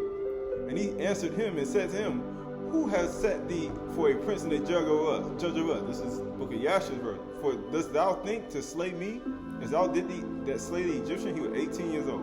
So you think about killing somebody at 18 years old. And nobody knowing about it. In this world today, if they find out about it, you get life in prison. You get life in prison. You 18 years old, you slay somebody, you kill somebody, you get life in prison. And Mashah was afraid, and he said, surely this thing is known. But you think about that. 18 years old, you kill somebody, and you think about, man, this thing, I'm going to be thrown in prison for the rest of my life in the dungeon. I killed him in Mizraim, man. He's like, I got to get up out of here. And Pharaoh heard this affair, and even though he was trying to defend somebody, but at the same time, they don't care. They be like, that was self-defense. They be like, you wasn't defending yourself. The other person should have defended himself. You going to jail. In this world. And Pharaoh heard this affair, and he ordered Mashah to be slain. He's like, I'm going to kill you too. Notice all this killing going on. Everybody want to kill each other. The woman want to kill. The brothers want to kill. Mashah done kill. Pharaoh want to kill. Everybody want to kill. Everybody cleaving to Satan. He said, man, he said every thought and imagination was evil continually. He said, man, even their thoughts, their inner man, their mind, their resolutions, everything was evil. So Elohim set sent his malach, and he appeared unto Pharaoh in the likeness of a captain of a guard. So malach, how you say malach can shapeshift. They can change into other people. And the malach of Yahuwah took the sword from the hand of the captain of the guard and took his head off with it. For the likeness of the captain, it says, for the likeness of the captain of the guard was turned into the likeness of Mashah. So he made the malach shaped it into another man, cut off another man's head, put it on the ground, and made it look like somebody else's head, like the Mashah's head, like he was dead. But he wasn't. And the malach of Yahuwah took hold of the right hand of Mashah. He took him by the right hand and brought him forth from Mizraim and placed him from without the border of Mizraim, a distance of 40 days' journey. So you can see, he took him out 40 days away from the city. 40 days journey.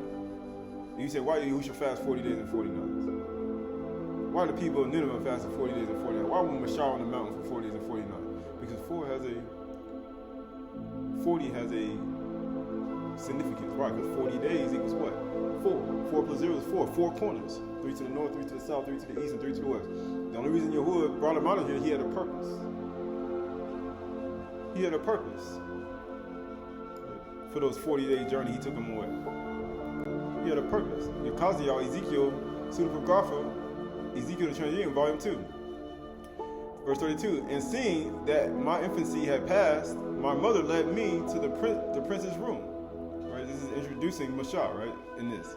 But first of all, she did declare to me that pertained to my father Elohim and race.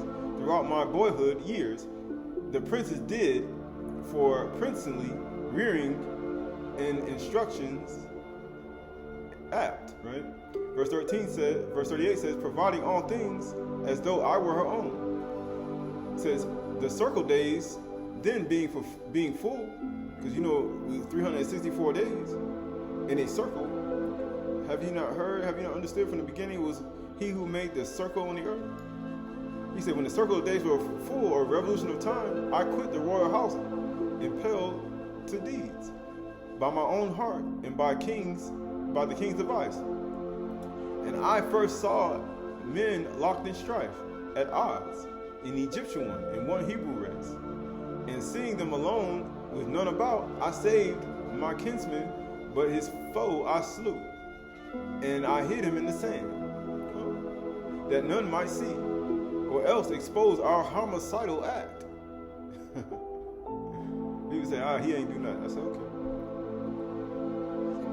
The next day, once again, I saw 2 men, my kinsmen, they each other pummeling. I said, why strike one weaker than thyself? To Yahuwah watching all of this. Said he, who set you a judge twixt us? Right? When you talking about Twix, the candy bar, and people say, why do they call it Twix? There was 2 of them in the pack. It says, or ruler in this place. People like, they ain't read this book. I said, okay, whatever you want to believe what you want. It says, will you slay me as the man yesterday? He said, you gonna kill me like that? Everybody knew about it. And I, afraid, saw how then has this deed been brought to light. Man, I done saw it, man. This thing been brought to light. All this was soon reported to the king, upon which Pharaoh sought to take my life. Because when rumors spread, he's like, man, he did it. You plastered on all the paper and the news and everybody. When such I heard, I fled beyond his reach. And now I wander in a foreign land. Isn't that where we are now?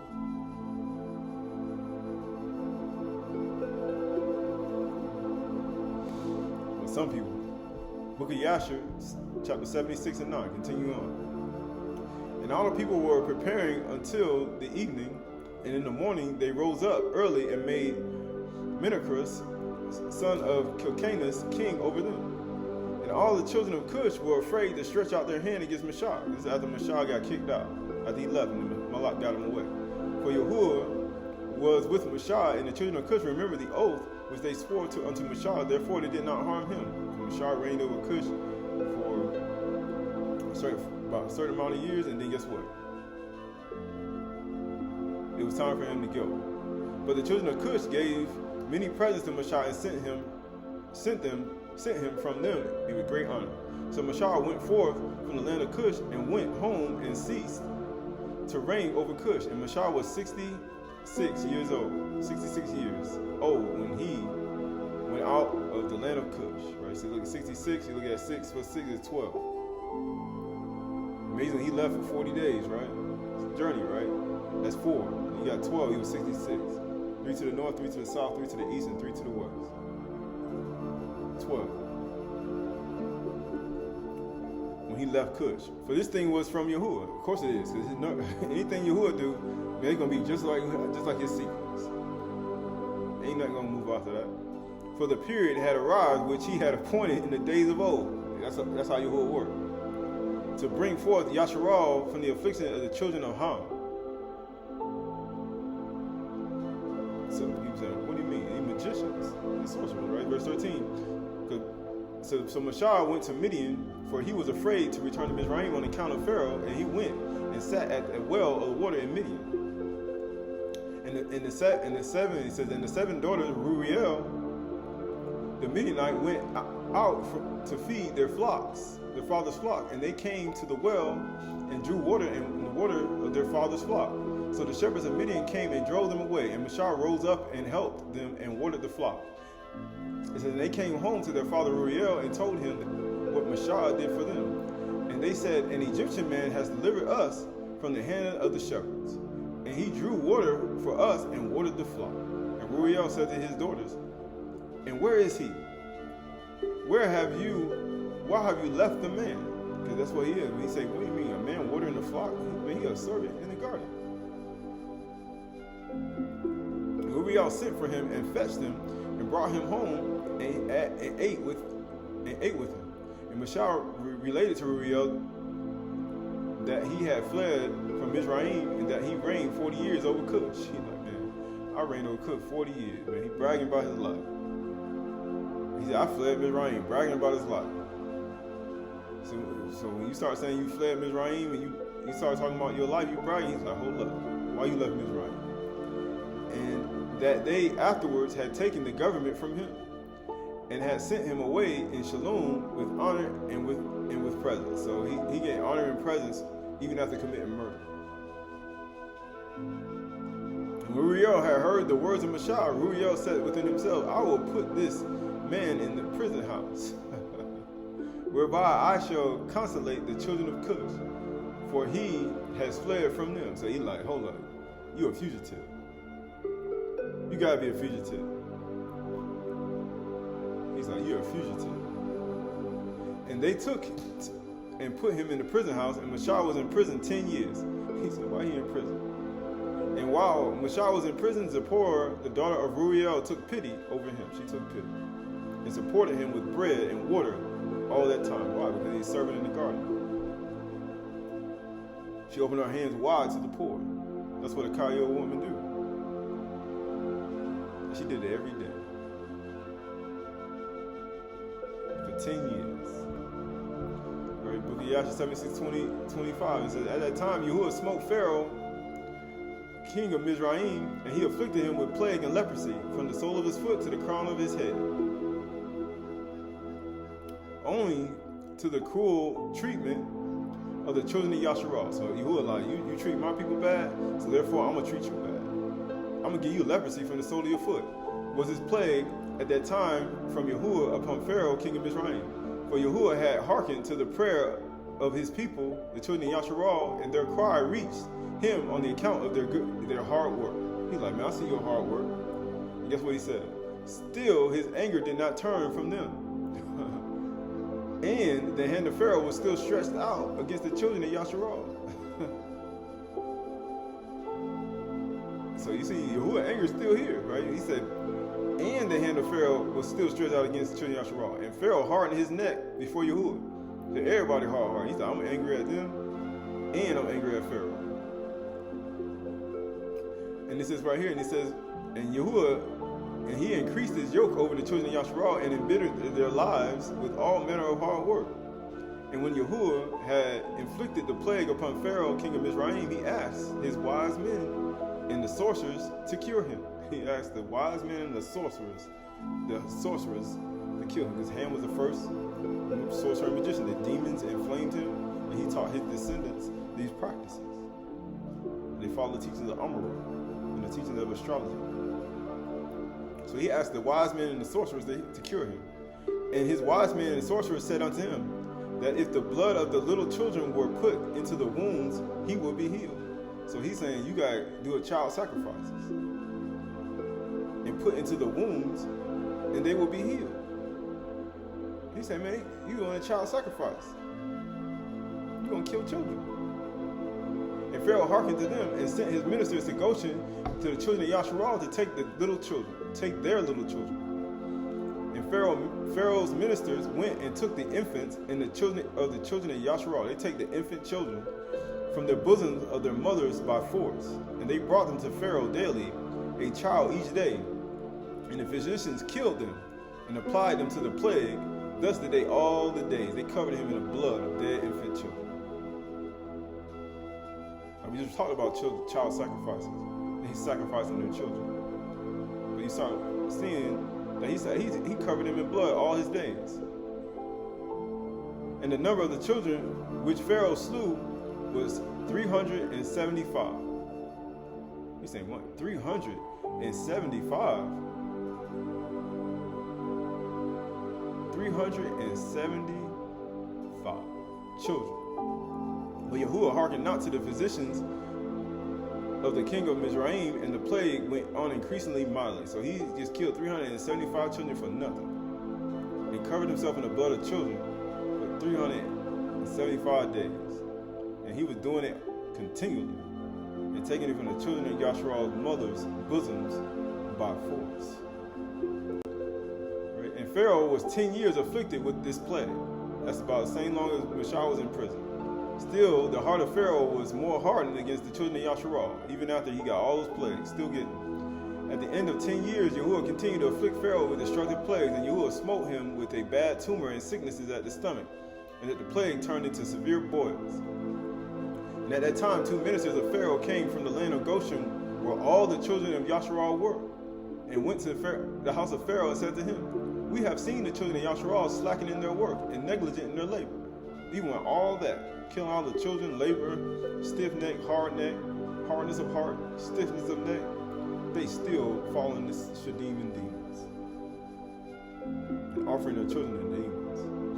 And when Pharaoh heard the words of his ministers, he called them his ministers, his anger was kindled against the children of Yasharal exceedingly, for he was greatly grieved at his bodily pain. And he answered and said, now the children of Yasharal know that I am ill. They gonna know.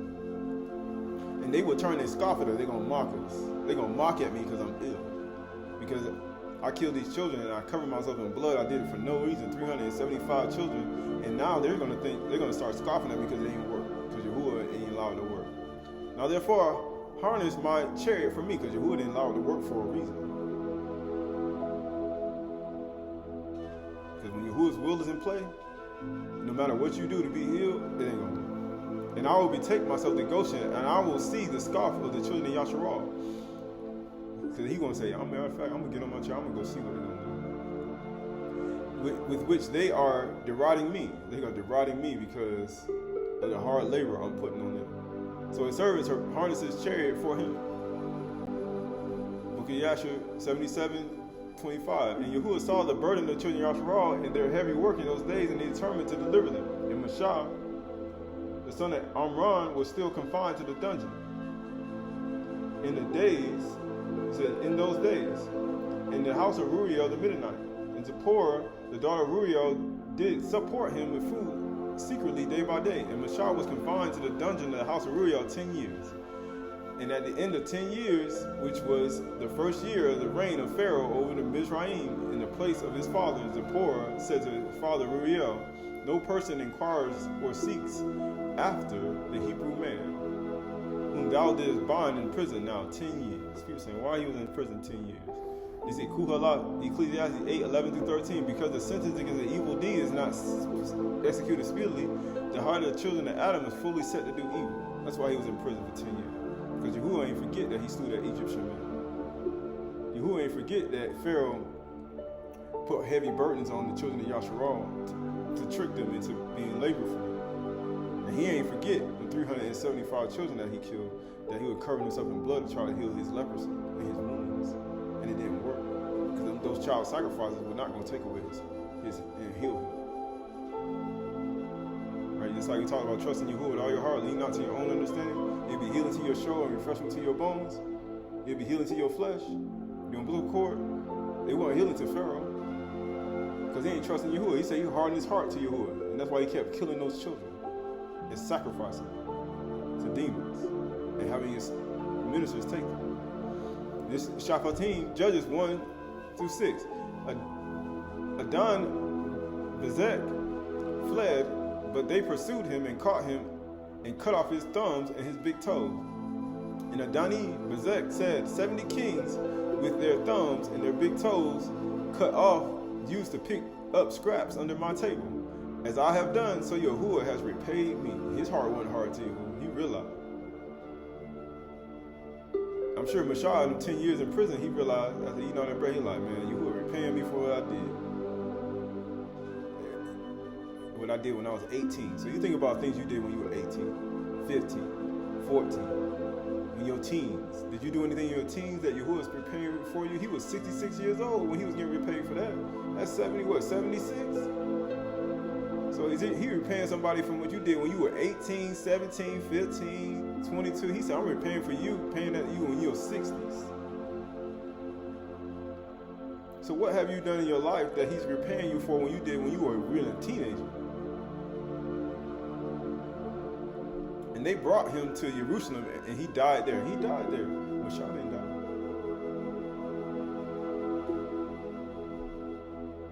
Right, you see all that? This Tehillim 106:36-41. This is the time to pluck up what is planted. So verse 36, they served their idols, which became a snare to them. That's what happened when they were serving the idols. He said, remember they were serving the idols, they sacrificed their children in the book of Wisdom of Solomon? He said they sacrificed their children. They were worshiping idols. They sacrificed their sons and their daughters to demons. Isn't that what they were doing? They were taking them by force though. But Yahshua was doing it willingly because of the worship of idols. And they called disorder in marriages, uncleanness. Men were doing evil and wrong to each other. The same thing that the Egyptian man did to that other Hebrew man. They were doing wrong to children of Ham, coming around from the same lineage of Shem, Ham, and Japheth. They were doing evil to each other. We read it in 14, and they were doing all these things. He said the end of idol worship is the end of all evil. So verse 38 says they poured out innocent blood, the blood of their sons and their daughters. They pouring out the blood of sons and daughters. Isn't that what Pharaoh was doing? He's saying they did the same thing.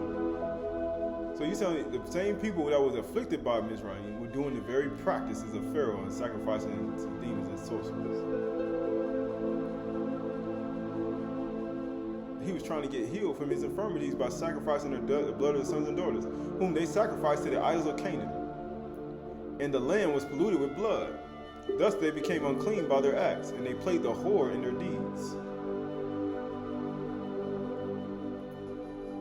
Why? Because you're married to one Elohim, and now you're playing the whore with others, and you are sacrificing your sons and daughters when you're supposed to be giving them to Yahuwah, not to kill, but to serve and to be used by him. Verse 40 says, then the anger of Yahuwah was kindled against his people, and he abhorred his heritage. That's what he did in Mizraim too. And he gave them into the hand of the Goyim, so that those who hated them ruled over them. That's why they blew it just like a dandelion blowing in the wind. He said they hate you. Verse 37, they sacrificed their sons and their daughters to demons. That word for demons is shade. Shade. Demons, malignant devils. That's what they say, mastama, malignant demons or daemons. A shade. Testament of Solomon, Shalomah interrogates Asmodeus. Chapter 5, verse 1-8, pseudepigrapha. And it says, I commanded another demon to be brought to me, and he, Beelzebub, brought me the evil demon Asmodeus. And I asked him, who are you? And he scowled at me, and he said, and who are you? And I said, you dare to answer arrogantly when you have been punished like this? He continued to give forth the same look and said to me, how should I answer you? You are the son of a man. Although I was born of a human mother, I am the son of a Malak. It is impossible for one heavenly origin to speak an arrogant word to one who is earthly origin, my constellation is like an animal, which reclines in the den of Shamy'n. Some men call me the great bear, by others the offspring of a dragon. Moreover, a smaller constellation accompanies my constellation. My high position and throne of my father is always in the sky. So do not ask me so many things, Shalom, for eventually your kingdom will be divided. Did it not? Why was his kingdom divided? Because he sacrificed the demons for all the women he loved. And it says, the kabod of yours is temporary. He literally nodded into his life, saying what's going to happen to him. Asmodeus can nobble too. You have is the torture for a little while. Then we shall disperse among human beings again, with the result that we shall be worshipped as gods. You know what they're doing now? They do that today. Because men do not know the names of the Malachim who rule over us. You don't even know. You don't know their names. When Shalom heard these things, I bound him with greater care. Then I ordered him to be flogged with a rod to defend himself by stating his name and reporting his activity. The demon stated, I am renowned as Asmodeus. I cause the wickedness of men to be spread throughout the world. He said, he called him Mastama's crew. He was part of Mastama's crew. And I am always hatching plots against newlyweds, just like he did with the man and the woman in the house, with the Egyptian man. What did he do? He lay with her right in his presence. Hear what he says, I mar the beauty of virgins, I defile virgins, I sleep with virgins, and I don't even take them to be my wife. And cause their hearts to grow cold, and then I cause the women's hearts, after I defile them, I cause their heart and their love to grow cold. Just like we're in the cold season right now. We're in the cold season. But when a woman's virginity is taken, and he's saying when it's in a certain state, he said their love gonna go cold in the east. He said, why is the love growing cold? He says, I said to him, is this all that you do? He spoke again, I spread madness about women through the stars, and I have often committed rash murders. And that's why you see Pharaoh wanted to kill. Mashah killed. Who was the other brother? The Egyptian man wanted to kill the man.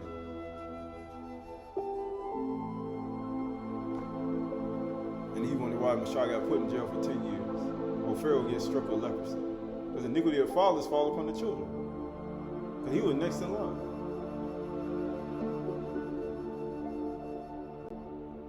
Right, Testament of Shalom 75. So the demon said to me, I am called Thorax. What is your activity? I queried. He responded, I create divisions. Same Testament of Shalom. Interrogates this Thorax. I create division among men. Why do you think the two men were quarreling? I make whirlwinds. I start fires. We know Yahuwah does everything because he controls all the spirits. He sent lion spirits too. It's like you see the lion spirits in the world on the news, on the articles, on Twitter, Instagram, Facebook. There's lion spirits everywhere. You get what he says? He said, I create whirlwinds, I start fires, I set fields on fire. Because Yahuwah allowed him to. And I make households non-functional because Yahuwah allowed you to.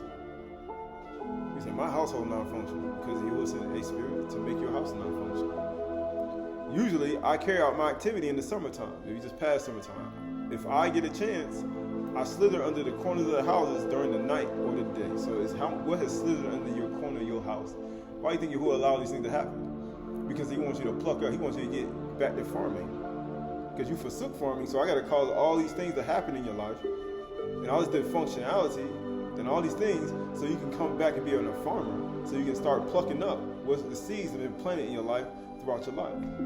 So you can recognize yourself. That's the only reason he's doing it. Because I need you to return back to farming. I need you to return back to farming. So I create these things. I create the peace. I create shalom. I do all these things. Amos 3, he says what? Has there not evil in the city? Shall the trumpet be blown and people not be afraid? Had not evil in the city? Had not Yahuwah done it? Why is he doing it? Because he's trying to get one to stop, drop, and pluck up what is planted in your thoughts, in your mind, in the seeds, in the trees you got your thoughts. Book of Yashar 71. And when the man who was beaten saw Mashah, so we're going to go through this again, I'm going to show you something. He ran to him for help For the man Mashal was greatly respected in the house of Pharaoh. And he said to him, my master attend to me. This Egyptian man came to my house, bound me, came to my wife in my presence, and he took my life away. Right? Does this sound familiar? Matthew 12, 22 through 30. Then the demon-possessed man who was blind, and mute was brought to him, and he healed him, so that the man spoke and saw. And all the people were amazed and said, can this be the son of David? But when the Pharisee heard it, they said, it is only Beelzebub, the prince of demons. That's the same spirit that he brought Asmodeus. And this man cast out demons. Knowing their thoughts, he said, knowing their consciousness, their thoughts. Because that's what he was trying to get people to do, get back to farming. Every kingdom against itself, divided against itself, is laid waste. And no city or house divided against itself will stand. So that's why he calls dysfunctions in households. Who does that? Asmodeus. He said, no house divided against itself shall stand. That's why Asmodeus causes divisions. And if Satan cast out Satan, his kingdom is divided. Because they have demons. They have hierarchies. How then will his kingdom stand? And if I cast out demons by Beelzebub, by whom do your sons cast them out? Therefore, they will be your judges. But if it is by the Ruach of Yahuwah that I cast out demons, then the kingdom of Yahuwah has come to you. Or how can a man enter a strong man's house and plunder his goods unless he binds the strong man first? Who bound the man in the house with his wife when he came to her in his presence? The Egyptian man. He had to bind the strong man first. Then indeed he can plunder his goods. He can rape his wife right in his presence. And Asmodeus did that. He said, I cause all these things. And Yahuwah allows it to happen. Why? Whoever is not with me is against me. Whoever does not gather with me scatters abroad. Why do you think Mashal was scattered out of Mizraim? Because he wasn't gathering with him. He slew the Egyptian man who did the wrong. Then he came to other two people who were trying to do wrong. Then he tried to judge them when he ain't got the log out of his eye, because he did something wrong. And guess what? He had to be scattered out of Mizraim. All at the same time. All at the same time. Bereshit 2:16. And Yahuwah Elohim commanded the man, saying, you may eat of every tree of the garden, but of the tree of the knowledge of good and evil you shall not eat of it. For in the day you eat of it, you shall surely move.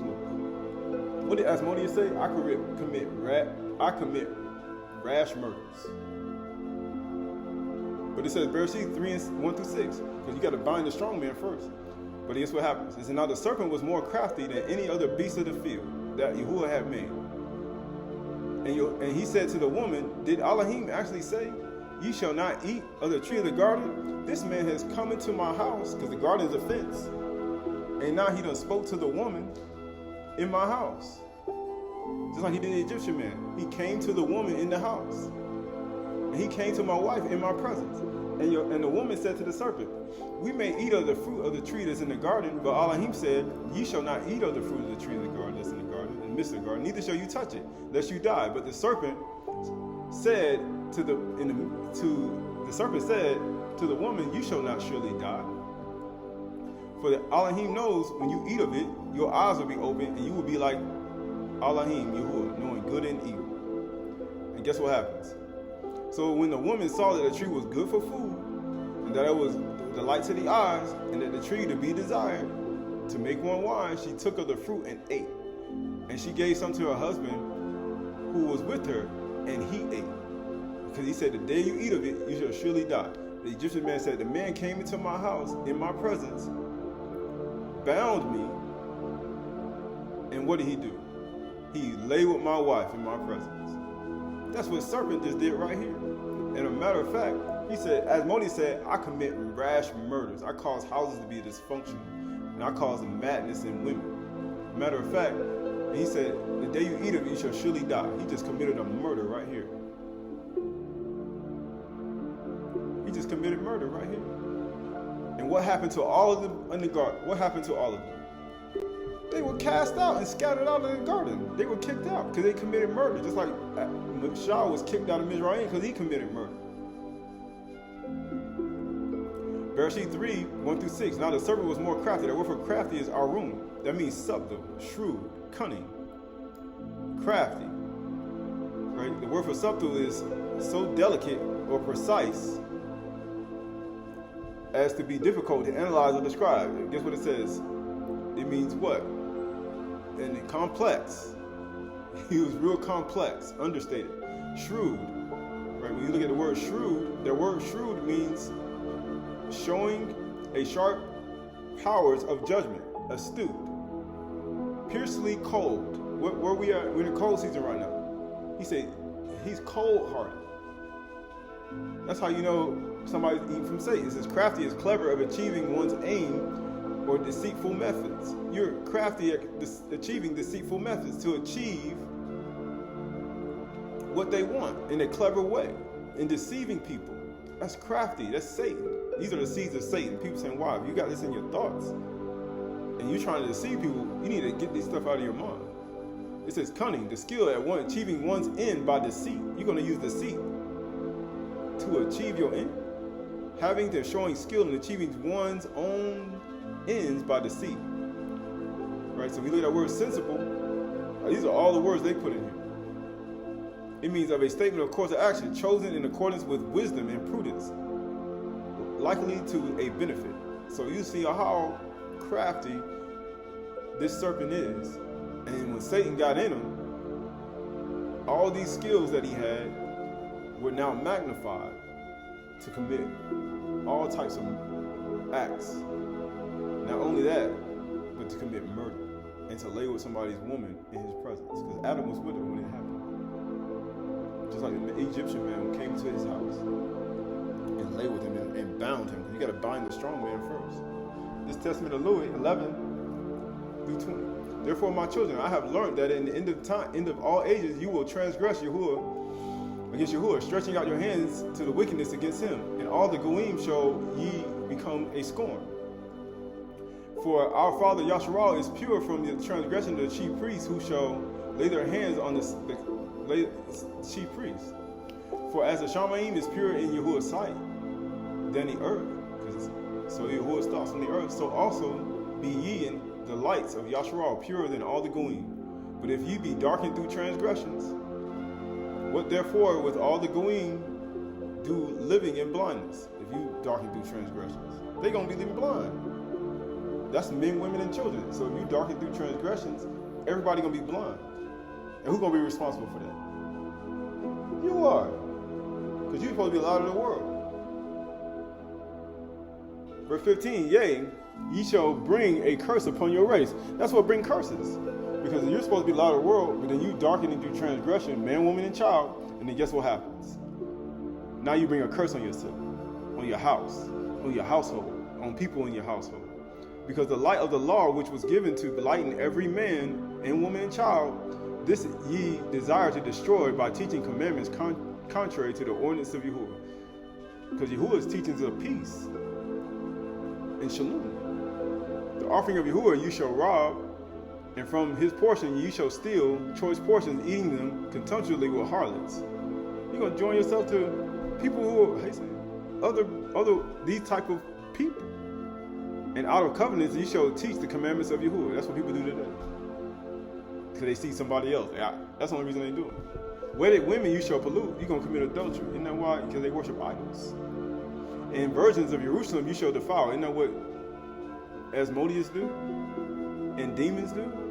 And with harlots and adulterers you shall be joined. Isn't that what demons and Shadim do?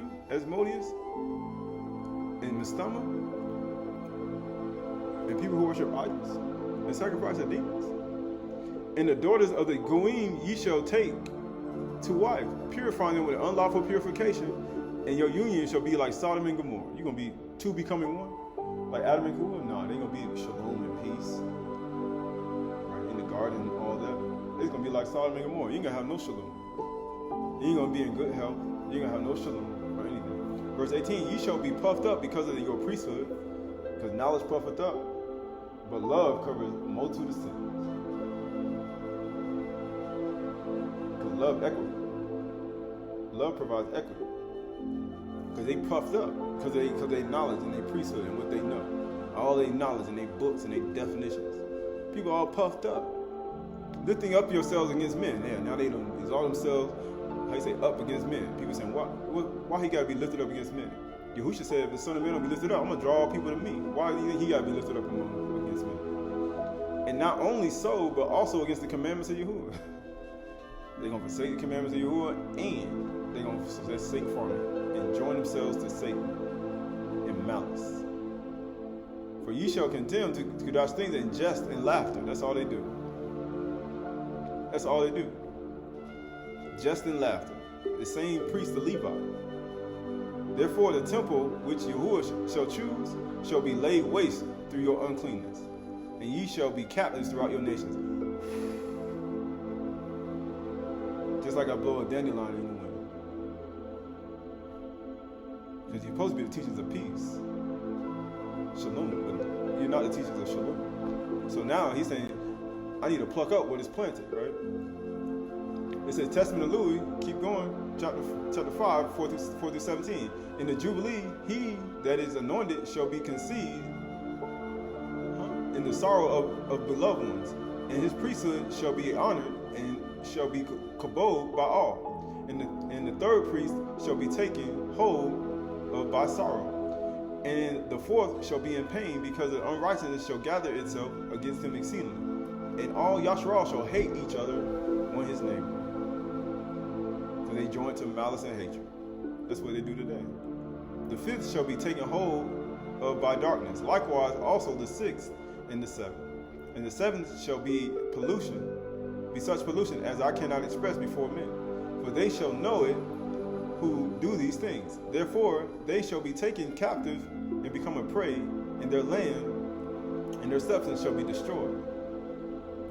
And in the fifth week they shall return to their desolate country and shall renew the house of Yahuwah. And in the seventh week shall become priests who are idolaters, adulterers, lovers of money, proud, lawless, lascivious, abusers of children, and a beast. Same thing you see, but you see the children, abusers of children, sacrificing children. And after their punishment shall have come from Yahuwah, the priesthood shall fail. Then shall Yahuwah raise up a new Kahan, new priest. Yahushua said, if the Son of Man be lifted up, I'm going to draw all people to me. He's going to raise up a new priest. And to him all the words of Yahuwah shall be revealed. And he shall be execute righteous judgment upon the earth for a multitude of days. And his stars shall arise in Shamy'n as of a king.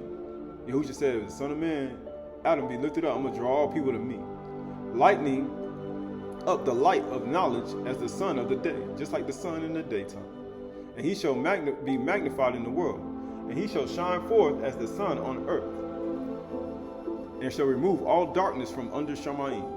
And there shall be shalom, peace, in all the earth. Because the teachings of shalom is what's supposed to come from Jerusalem.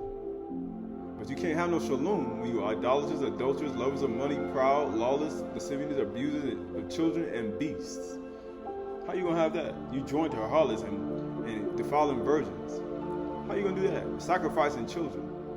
How you going to do that? Sacrificing your children to idols and child sacrifices. How you going to do that? The world ain't going to be in shalom with that. This is the truth of Judas 38, 1 through 39. Actually, 1 through... Yeah. This book of Judas, chapter 38. It says, and they said, we have seen a huge house in which was a great altar and 12 men. They were priests, we would say, in their name. A crowd was in attendance at that altar until the priests were done presenting an offering. We also were in attendance. Yahushua said, what kind of people are the priests? They said, some abstained for 2 weeks. Some sacrificed their own children. Others their wives. In praise and in humility with one another. They have sex with each other. Some have sex with men. Some perform acts of murder. You know what Asmodeans do? Some commit all sorts of sin and lawless deeds. they sacrifice to demons. And men who stand before the altar call upon your name. And then they call on Yahuwah's name. And through all actions of their deficiency, that altar becomes full. After they said these things, they became silent, since they were upset. He said they were upset. Continue on. And it says right here, it says, and Yahushua said to them, why are you upset? I tell you the truth, all the priests who stand at the altar call upon your name. I tell you again, my name has been written on, it says, of the generation of the stars through the generation of the people. They have planted trees in my name without fruit in a shameful way. Yahushua said to them, you are the ones presenting the offering at the altar you have seen. That is the God you serve, and you are 12 men. It says, you are 12 men, you have seen the cattle brought in an offering, and you have seen. They are the multitude you lead astray before the altar. The ruler of this world will stand and use my name in this manner, and generations of pious people will cling to him. After him, another man will come forward from those who are immoral, and another will come from child killers, and another from those who have sex with men, and those who abstain and the rest of those who are impure and lawless and prone to error, as well as those who say, we are like Malachim. They are the stars that bring everything to an end. For the generation of people, it has been said, look, Elohim Yahuwah has received your offering from the hands of the priests. This is a minister of error, but it is Yahuwah who commands, who is master of all. On the last days, they will be put to shame. Right? You see, all these people committing child sacrifices, killing children, sacrificing the spirits, and all types of beings. And you see all these things taking place on the earth. This is the book of Aydah 12 and 6. And it says the tents of robbers are at Shalom, because they're supposed to be a season of peace, but these people are robbers. And those who provoke Elohim are secure. You say they secure, who bring their Elohim in their hand. They worship idols. They robbers. He said they robbers, but ask the beasts and they will teach you, and the birds of the Shamy'n they will tell you, or the bushes of the earth and they will teach you, and the fishes of the sea and they will declare to you. All the animals of the earth are going to tell you this. Who among those does not know that the hand of Yahuwah has done this? In his hand is the life of every living thing, and the breath of all mankind. Does not the ear test the words, as the palate tastes the food? Wisdom is with the age, and understanding is with length of days. Right, the word for tents of robbers is Shaddad. The word for robbers is Shaddad. It means to deal violently, to despoil, to devastate, to violently destroy. He said these people are at peace. People who have destroyed, who have devastated, who are assaulted, to violently destroy, to be burly, to destroy the powerful, right? It says what? These people are at peace. People who hold their God in their hand. Wood and stone. He said these people are at Shalom. He said these tents are robbers. They Shaddad. They Shaddad. Right? They Shaddad. And we look at this word, I don't have it here, but that word Shad in Hebrew means breast. Because he said, I gave my breast. I'll never turn my face into my nose, but these men who are full of violence and cruelty and assaults and burly, how you saying? He's saying they're at peace, when it should be the other ones at peace. So Leviticus 18:19. Verse 19 says, you shall not approach a woman to uncover her nakedness while she is in her menstrual uncleanness. And you shall not lie sexually with your neighbor's wife, and so make yourself unclean with her. Right? And that's what they were doing. Because why? They worship idols. You shall not give any of your children to offer them to Molech, child sacrifices, and so profane the name of your Elohim, I am Yahuwah. You shall not lie with a male as with a woman, so that a man with men. It is an abomination. It is an abomination. Why? Because they worship idols. You shall not lie with an animal, because it goes against the beginning, male and female. You should not lie with any animal. Also make yourself unclean with it. Now you see why Yahuwah said, I'm going to destroy Adam, the fish of the sea, fowls of every creeping thing, all the animals with him. It says, neither shall any woman give herself to an animal to lie with it. It is perversion. This is what people do. And he said, why he going to destroy everything, even the animals? Because men are teaching and women are teaching, male and female, who will be in the garden, taking care of the animals as little children, like Adam and Qahalath. They done turned to Satan's seed, and now they doing all this in the garden. Then they're worshiping idols in the garden. And you being a curse on yourself. Right? The word for it, shall not approach a woman and uncover her nakedness while she is in her menstrual. The word for menstrual is nidah. Nidah, in her nidah, impurity, filthiness, set apart, immorality, rejection. In her rejection, in her impurity. He said you should not even approach. In her filthiness, in her uncleanness, nidah. Where it says you shall not approach the woman in her menstrual uncleanness. That word uncleanness, nidah to ma. It means uncleanness, sexually, filthy mass, right? Filthiness, unclean. He said you shouldn't even do it. In her uncleanness. He said don't do it. But just like human beings, we do it anyway. Right? You shall not give any your children to offer to Molech. The word for Molech is Molech. Mim, Lamed, Kaf, right? Molech. It's like we word for king. So the king is Molech. It's another god, god of the Amorites. The god of the Amorites, when people have a king, wherever god they serve, that's their king. It ain't the person sitting on the throne. Right? The god of the Ammonites. He said, don't offer your children to another god. And that's what people do. They give their children over to many other things, other gods.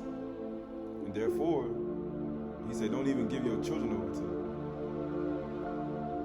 Right? So Leviticus 22-5. Say to the people of Yasharal, any one of the people of Yasharal, the strangers who sojourn in Yasharal, who gives his children to Molech, MLK. That's what they call it. The children of Molech. They call it MLK. Shall surely be put to death. The people of the land shall stone him with stones. I myself will set my face against that man and cut him off from among his people, because he has given his children to Molech, to make a sanctuary unclean, to profane my Qahalath's name. And if the people of the land do at all close their eyes to the man, they close their eyes to the man when he gives one of his children to Molech, they act like they don't see it, and do not put him to death, then I will set my face against that man and against his clan, and cut them off from their people, him and all who follow him in whoring after Molech, or MLK, Malach. He said, if you turn your ear, you act like you don't see it, and you do not put him to death, he said, I will set my face against the man and his clan, and I will cut him off from the people. Cut them off. He said, I'm going to cut you off and them. He said, you see it, you don't do it. But this is Jeremiah 32:20. For the children of Yasharal and the children of Yehuda have done nothing but evil in my sight from their youth. The children of Yasharal have done nothing but provoke me to anger by the works of their hands, declares Yahuwah. This city has aroused my anger and wrath from the day it was built. He said, from the day it was built to this day, so that I will remove it from my sight, because of all the evil the children of Yasharal and the children of Yehuda that they did to provoke me to anger, their kings and their officials, their priests and their Nabi'im. So they got all these people, their governmental leadership, people that's over them, and their prophets, and the men of Yehuda and the inhabitants of Jerusalem. They have turned to me, turned their back, and not their face. And though I have taught them persistently, they have not listened to receive instruction. They set up their abominations in the house that is called by my name to defile it. and to build high places of Baal in the valley of the son of Hinnom, to offer up their sons and their daughters to Molech. He said, to offer up their sons and daughters to Molech. Their kings, their officials, their priests, their Nabi'im, and their men of Yehuda and the inhabitants of Jerusalem offered up their sons and their daughters for child sacrifices. Though I did not command them, nor did it enter into my mind, they should do this abomination and cause Yehuda to sin. Who did that?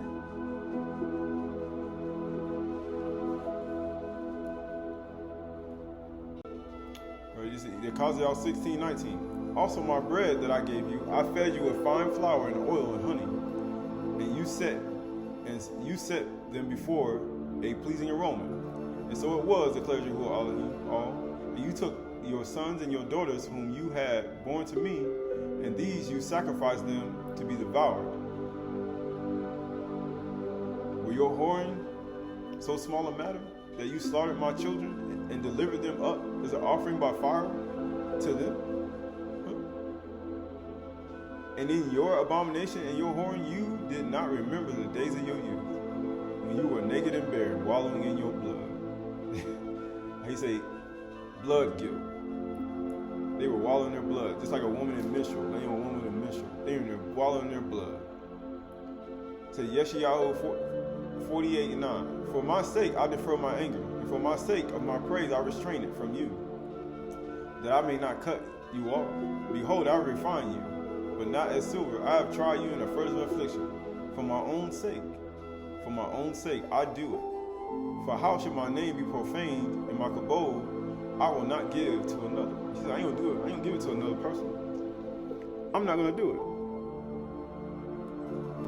I'm not gonna do it. This is Yirmiyahu, chapter 1, 9 through 1. Chapter 1, 9 through 10. Then Yahuwah put out his hand and touched my mouth. And Yahuwah said to me, behold, I have put my words in your mouth. See, I have set you this day over the Goyim and over the kingdoms, to pluck up, to break down, to destroy, to overthrow, to build, and to plant. He's like, I've done that. So you look at our thoughts in our mind. He put us, what do you need to pluck up and break down and destroy in your mind, in your life? Right? Not in other people, in your life. Right? He says, see, I have set you this day over. The word for over is all. All. The word for over is all. It means over. It means above. Above. He said, I set you above the nations. Qahalath, Ecclesiastes 3, 1 through 8. For everything there is a season, there's a month, and a time for every matter under Shamy'n. An eighth to be born, and a time to die. A time to plant, and a time to pluck up what is planted. It's a time to pluck up what's been planted. So he said, how am I going to do that? This is Yuchanan 12, 27 to 36. Now is my soul troubled. What shall I say? Father, save me from this hour? But for this purpose I have come to this hour. I will kabod your name. Then a voice came to Shamy'n, I could kabod it, and I will do it again. The crowd stood there and heard it and said that it had thundered. Others said that Malach had spoken to him. Yahushua answered, this voice has come for your sake, not mine. Now is the judgment of this world. He's like, I'm going to judge everybody. No. Now will the ruler of this world be cast out. And I, when I am lifted up from the earth, I'm going to draw all people to myself. I'm going to be all. I'm going to be over everybody. I'm going to be above. I'm going to be above the nations, the Goyim. Guess what? I'm going to be over you. To root up, to pluck up, to build and to plant. He said, I'm getting ready to pluck up what's been planted. I'm getting ready to root up. Matter of fact, I'm getting ready to destroy. Not only that, I'm getting ready to plant and I'm getting ready to build again. He said, in one day I'm going to tear this temple down, in 3 days I'm going to build it back. But first I got to pluck up what is planted. I got to be over the nations. Right? Because this is the time to pluck up what is planted. Yeshayahu 9, and 6 through 7. For unto us a child is born, unto us a son is given, and the government shall be upon his shoulders, and his name shall be called Wonderful Counselor, the Mighty Elohim, the Everlasting Father, the Sar Shalom, the Prince of Shalom, because he's supposed to be Shalom. The Testament Levi said he's going to raise up a priest. He said he's gonna bring peace. He's gonna be shalom. Of the increase of his government, shalom, there will be no end upon the throne of David over his kingdom, to establish it and uphold it with justice and righteousness from this time forever and forevermore. The zeal, the Qahalath of Yahuwah will do this. His jealousy. Why? Because they sacrifice unto Moloch, they sacrifice unto Mizraim, they sacrifice to other gods, and they're sacrificing their children. They're sacrificing their children. They wallow in their blood. They covering themselves like Pharaoh in their blood, trying to get some type of resolve from their infirmities by sacrificing their children to other gods and their sons and daughters. Laying with women with menstrual cycle, wallowing in their blood. He said the jealousy of Yahuwah, the Qahalath. The word for zeal is Qahalath, jealousy. Disposition, his jealousy, his wrath. Yuchanaan 10, 25 through 35. Yahushua answered them, I told you, and you do not believe. The works that I do in my Father's name, they bear witness about me. But you do not believe because you are not among my sheep. My sheep hear my voice, and I know them, and they follow me. I give them eternal life, and they will never perish, and no one will snatch them out of my hand. My Father, who has given them to me, is greater than all, and no one will be able to snatch them out of my hand. I and my Father are one. We are one. Because he said, the everlasting Father, until the Son is given. And the government should be upon his shoulders. He'll be the everlasting Father too. He's the Father and the Son. He's the Abin, the stone. The word for Abin is stone, that we spoke about before. He said, I'm the stone that y'all rejected. What do you mean rejected? Just like a woman in her menstrual.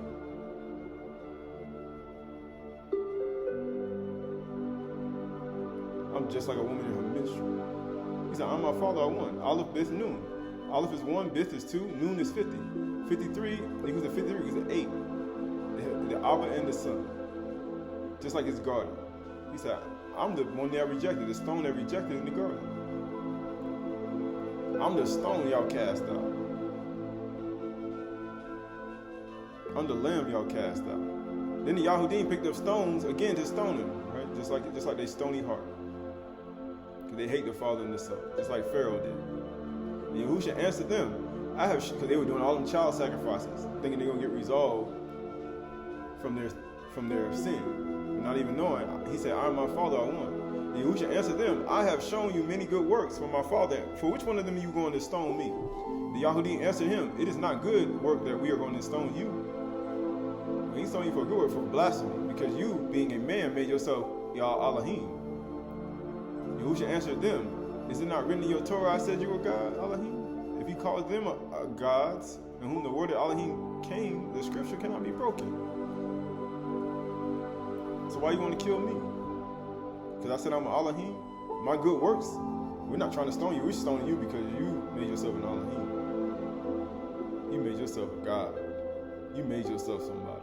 You think you somebody. This is Yuchanaan 9:26. And then they said to him, what did he do to you? How did he open your eyes? He answered them, I have told you already. You will not be listening. They won't pay attention. They got ADHD. Why do you want to hear it again? Do you also want to become his disciple? Because do you want to hear it again? People say, I don't want to be his disciple. It says, and they reviled him, saying, you are his disciple, but we are the disciples of Moses. What did Moses do? Moses committed murder. He killed that Egyptian man. And he hid him in the sand. He said, we are the servants of Moses. We know that Yahuwah, your Elohim, has spoken to Mashah, but as for this man, we do not know where he has come. The man answered, why then it is an amazing thing you do not know where he comes from, and yet he opened my eyes. We know that Yahuwah does not listen to sinners, but if any man is a worshiper of Yahuwah and does his will, Yahuwah listens to him. So was he listening to them? No, because they were still doing the very acts that the Testament of Levi, Yekaziel, Leviticus, and even what Pharaoh did, and worshiping idols. And that's why they wouldn't listen to him, telling him about a man who opened his eyes. The same thing they do today. Luke or 22:3-6. Then Satan entered Judas Iscariot, who was of the number of the 12. he went away and conferred with the chief priests and the officers how they might betray him to them. And they were glad and agreed to give him money. So he consented and sought an opportunity to betray him to them in the absence of the crowd. Nobody was around. There was nobody around. Remember, there was nobody around, the absence of the crowd. Why do you think when we saw how he killed the Egyptian, he had to look this way, that way, and nobody was there? And he said, you know what? I'm going to do this thing, because ain't nobody see me. Matthew, but Yahuwah saw Mashah do it. Matthew 26:47-55. Then while Yahushua was speaking, Judas, it says, one of the 12 arrived, accompanied by a large crowd of armed swords and clubs sent from the chief priests and the elders of the people. You know, the ones who do all the idol worship, the one who do all of the killing all the animals, the one who kills and lay with defiled virgins and lay with prostitutes and do all these things. The priesthood who does all these things. He said the priesthood and the elders of the people. Now the betrayer had arranged a signal with them. The one whom I kiss is the man. Arrest him. Go directly to Yahusha. Going directly to Yahusha, he said, greetings, teacher, rabbi, and he kissed him. Friend, Yahusha replied, do what you came for. He said, friend. Then the men stepped forward, seized Yahusha, and arrested him. And he said, at this, one of Yahusha's companions drew his sword and struck the servant Haikahan in cutting off his ear. Put your sword back in your sheath. So why they coming to grab him? He said, until the child is born, until the son is given, and he shall be called Wonderful Counselor, the Mighty Elohim, the Prince of Shalom. Why are they coming to get the son? Why are they arresting him? Because somebody gotta get arrested, and somebody has to die. Why? They're only arresting him because they're getting ready to do a child sacrifice. They're getting ready to do a child sacrifice. And it says right here, it says, put your sword back in your sheath. Yahushua said to him, for all that draw the sword will die with the sword. Are you not aware that I can call to my father, and he will at once put at my disposal more than 12 legions of Malachim? But how then would the scripture be fulfilled? That is to say, it must happen this way. And at that time, Yahushua said to the crowd, have you not come out with the swords and clubs to arrest me as an outlaw? Or you mean like a fugitive, like Mashah?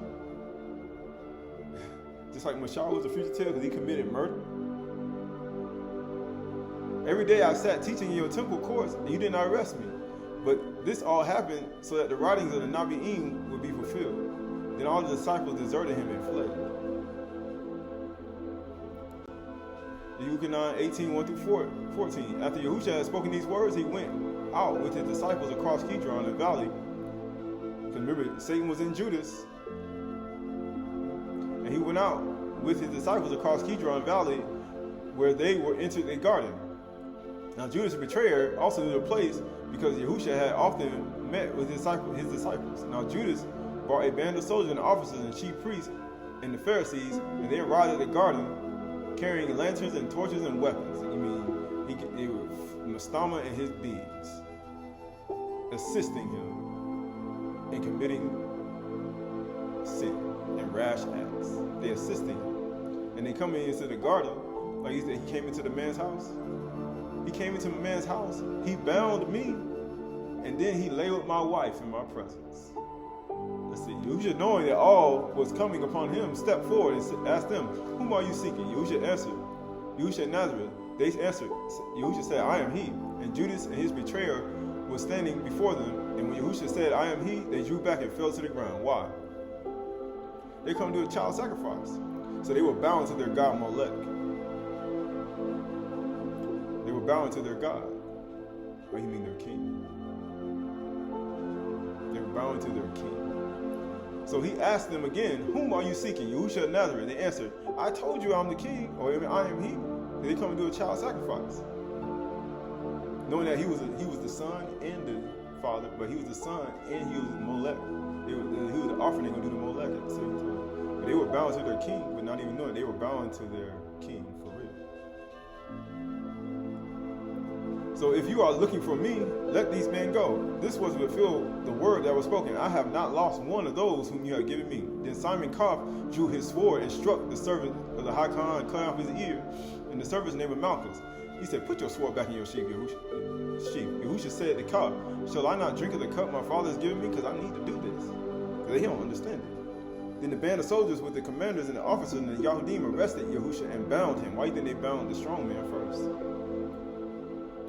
They bound him. Same thing they did to the Egyptian man. They bound him in the presence of my wife. And he lay with my wife in my presence. Why do you think Yahusha got to get bound? Why do you think he got to be the person that's a fugitive and they come at him with swords and arrest him? Because Messiah was supposed to be arrested. Why do you think he getting bound? Why do you think Mastama and all his demons and Asmodeus and all them coming to get him? So then they brought him to the Ananias, who was the father-in-law of Caiaphas, the high Kahan that year. And Caiaphas was one who had advised the Yahudim that it would be better that one man should die for the people because he got to do a child sacrifice. They get ready to do a child sacrifice. Why do you think they brought him to the people? They said, when you have a stubborn and rebellious son, you bring him to the priest. And everybody stone him with stones. Why? Because they're getting ready to do a child sacrifice. They don't even know they were doing child sacrifice when they were stoning the children. They didn't even know it. All them children they stoned, they didn't know they were doing child sacrifices. And no child sacrifices didn't take away none of their sin. They stoned them children for nothing. All them children they killed in the wilderness and all them stubborn children they killed didn't even take away not one of their sin. It didn't even stop them committing sin the next year. And they did it all for nothing. Think about that. Think about all those children that were killed. Matthew 27:11. Now Yahusha stood before the governor, and the governor asked him, are you the Malak of the Yahudim? Yahusha said, you have said so. But when he was accused by the chief priests and the elders, he gave no answer. Why would he? Then Pilate said to him, do you not hear how many things they testify against you? Do you not? They don't know how many things Yahuwah testified against them and Satan. All the children they don't kill. But he gave them no answer, not even a single charge, so that the governor was greatly amazed. They killed all them kids for nothing. Stoning all them children, sacrificing for nothing. Now at the feast, the governor was accustomed to release for the crowd any one of the prisoners whom they wanted. And they had then a notorious prisoner called Barabbas. So when they had gathered, Pilate said to them, whom do you want me to release to you, Barabbas or Yahusha, who is called Mashiach? For he knew that it was out of envy that he had delivered him up. Besides, while he was sitting on the judgment seat, his wife sent out word to him, have nothing to do with this righteous man, for I have suffered much things because of him in a dream in another world, in the other realm. Now the chief priests and the elders persuaded the crowd to ask for the Barabbas to destroy Yahusha, because they're going to stone him. They're going to child sacrifice. And the governor again said to them, so you think about all the children that children Yasharal killed. Pharaoh killed 375, and they didn't take away their sin, and they didn't heal him. They killed way more than that, and they didn't take away none of their sins. Matter of fact, it didn't even purge the evil from their king. It didn't even purge the evil from their king. The governor again said to them, which of you, the two of you, do you want me to release to you? And they said, Barabbas. Pilate said to them, then what shall I do with Yahusha, who is called Mashiach? They all said, let him be crucified. And he said, why? What evil has he done? But they shouted the more, let him be crucified. Let him be sacrificed, our child sacrifice. So when Pilate saw that he was gaining nothing, but rather a riot was beginning, he took the waters and washed his hands before the crowd, saying, I am innocent of this man's blood. Because they blood guilt. They wallow. He said, man, he was wallowing. He said, I was with you. And he said, man, you were wallowing in your blood. He said, I washed you up. He said, see it to it yourselves. And all the people answered, his blood be on us and on our children. Because you know why they say his blood be on us and our children? Child sacrifice. They sacrificing their children just to have one person killed. They're willing to sacrifice their own children just to have somebody else killed. And people do that today. A mother will sacrifice her own children just so she can kill her husband to grieve him. A man will sacrifice his own children just to, just to even take out somebody else. People do that today. Whether literally or just emotionally. Then he released for them Barabbas, and having scourged Yahusha, delivered him to be crucified. Child sacrifice. Yeshayahu 53, 1 through 6. Who has believed what he has heard from us? And to whom has the arm of Yahuwah been revealed? For he grew up before him like a young plant, and like a root out of the dry ground. Just like a root pulling up, plucked up. He had no form of majesty that we should look at him, and no beauty that we should desire him. He was despised, just like a woman in her mistress. Like that's what it meant. Nidah. And rejected by men. When you can't live with a woman in her mistress, he rejected by your husband. Right? A man of sorrows, acquainted with grief, as one that men will hide their faces. She was despised. It says he was despised, and we esteemed him not. Surely he has borne our griefs and carried our sorrows. We esteemed him stricken, smitten of Yahuwah, Elohim, and afflicted. But he was pierced for our transgressions. The Son was pierced. He was cursed for our iniquities. Upon him was the chastisement that brought us shalom. Because he's going to raise him a priest. He's going to bring shalom to the land. With his wounds we are healed, huh? Pharaoh, them child sacrificed, 375 children was not going to heal. Those children they sacrificed to Molech was not going to save them from their sins. All the children they stoned because they were stubborn and rebellious was not going to purge the evil from their king. It did. All we are like sheep going astray, and we have turned everyone to his own way. That's why. They left farming and they left the commandments. Right? And Yahuwah has laid on him the iniquity of us all. Of Pharaoh, the children of Yasharal, Yehuda. He laid on him all of them. The sins of Mashah and murder, the Egyptian man that was slain, the 2 men that were quarreling, Satan's hard-heartedness, or Satan's hard-heartedness, Pharaoh's hard-heartedness for the children of Yasharal. Luke 3:16, for Yahuwah so loved the world that he gave his only son as a child sacrifice. He gave his only son as a child sacrifice, that whosoever believes in him should not perish, but have everlasting life. It will actually heal you. It will actually purge the evil from among you, from your heart. It's actually going to work. Because all the children you stoned, all the children you sacrificed to your gods, and all the children you took people by force and slew them and covered yourself in their blood, it didn't save not one of you. It didn't purge not one of you from your sins. It didn't even heal you, your heart and your thoughts. It didn't even return you back to being a father. It didn't even return you back to what you were before in the garden. It didn't. So this is Matthew 27 to 30. Then the soldiers and the governor took Yahushua into the governor's headquarters, and they gathered the whole battalion before him, and they stripped him and put on a scarlet robe. Why did they put on a scarlet robe with him? He was like a woman in her mistress. They were red. And twisting together a crown of thorns, they put it on his head, they put a reed in his hand, and they kneeling before him, and they mocked him, saying, Hail, the king of the Yahudim. No, they were bowing to their god Molech. That's why they mock him.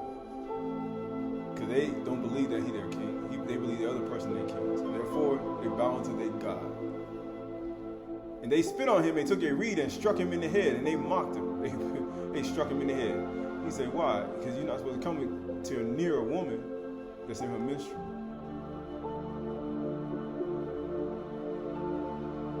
Why would you do that? And they stripped him of his robe. He said, you weren't even supposed to uncover her. And that's what they just did right here.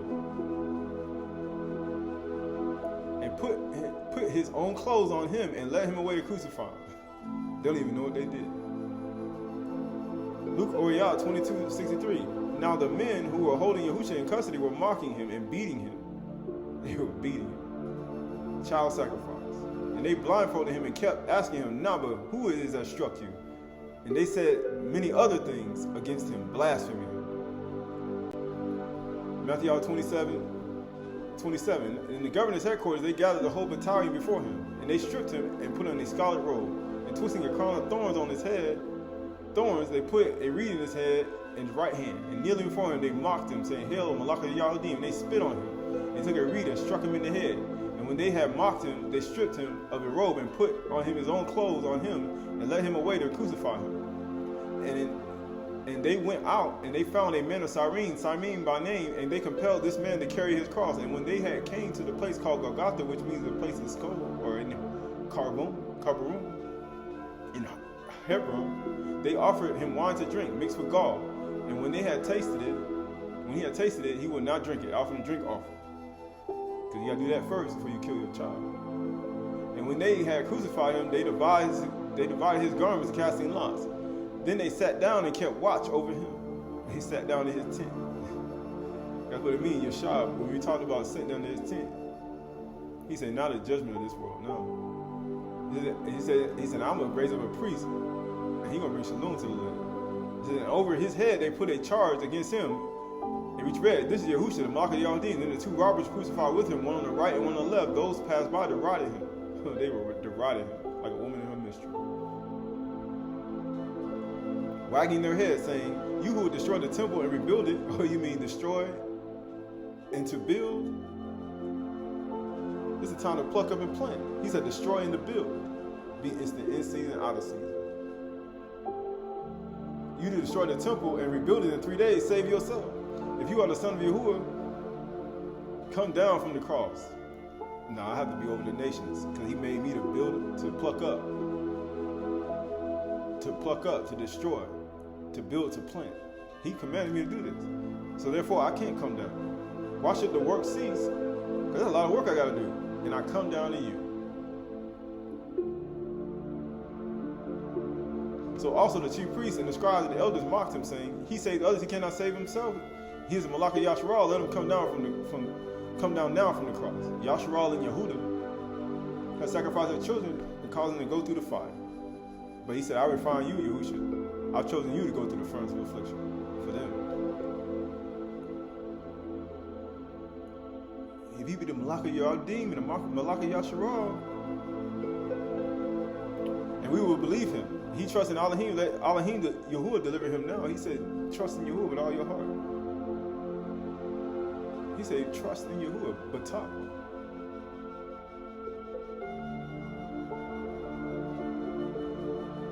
Like, what happens when you trust in Yahuwah? He delivers you from all your troubles. You be secure in him. What do you say? Secure, confidence. You have confidence in him. Let him deliver him now. And Yahuwah, this is verse 43, he trusts in Elohim, let Yahuwah deliver him now, he desires him, for he said, I am the son of Yahuwah. And the robbers who were crucified with him were reviled in the same way. Verse 27:45, now from the 6th hour there was darkness over the land until the 9th hour. How are you going to cause children to go through the fire? You got to be dark. That's the way you're going to see fire. You got to do it at night. And about the 9th hour, you should cry out, loud voice, Aliyah, Aliyah, Lama Sabatana, this is my Elohim, Elohim, why hast thou forsaken me? Because Yasharal and Yehuda and Pharaoh and all the people of the earth have forsaken me. They forsook me for wood and stone and gold and silver made by the craftsmen. Have you not heard? Have you not understood? It is I who put the circle on the earth. And some of the bystanders hearing it said, this man is calling for Aliyah. And one of them ran and took a sponge and filled it with sour wine and put on a reed in his hand and gave him to drink. But the other said, wait, let's see whether Aliyah will come and save him. And Yahusha cried out again with a loud voice and yielded up the ruah. And behold, the curtain of the temple was torn in two. I come to root up, to pluck up, to destroy. He destroyed the temple. And torn in two from top to bottom. And the earth shook, and the rocks were split. I come to tear down. And the tombs were open, and many of the bodies of the saint Kadashim have fallen asleep were raised. I come to plant. Matter of fact, I come to build too. And the coming out of the tombs after the resurrection, they went to the Gudash city and appeared to many. And when the centurion and those who were with him, keeping watch over Yahusha, saw the earthquake and what took place, they were filled with awe and said, truly, this was the son of Yahuwah, Elohim Yahuwah. What does the son of Elohim Yahuwah do? I set you over the nations. To root up, to pluck up, to destroy, to build and to plant. I put you in the garden. This is the time of plucking up what is planted. So what has Satan plucked up, put in your mind that you need to root out and pluck up? Right? You see what Yahusha rooted out. Right? It's Yukonah 19:28. And after this, Yahusha, knowing that all was now finished, and said, to fulfill the scripture, I thirst, a jar of sour wine stood there. So they put a sponge of sour wine and a hyssop branch and held it to his mouth, and then Yahushua had received the sour wine. He said, "It is finished." And he bowed his head and gave up the ruach. Bereshit 2:1. Then thus the Shamyns of the earth were finished. He said, "It is finished." And all the hosts of them. And on the seventh day, Elohim Yahuwah finished his work that he had done, to root up, to pluck up, to plant, to root up, to pluck up, to destroy, to plant and to build. He said, "I finished that." And he rested the Shabbat day from all the work that he had done. I'm doing a great work. I can't come down. Why should the work cease and I come down to you? That's not whom y'all say. Just like he told all Yahoo, you be a man of Elohim, come down from the cross, come down from the mountain. He said, if I be one, let fire come down and consume you. So Elohim barak the Shabbat day and made it Chdash, because on it, Elohim rested from all his work that he had done in creation. Doing a great work, can't come down. Remember that word shalom? The shin, tear down everything that instructions and direction, teachings that attach to chaos. Everything that those people did, those child sacrifices they did, was not able to take away their sin. Was not able to remove the actual purge the evil from their camp.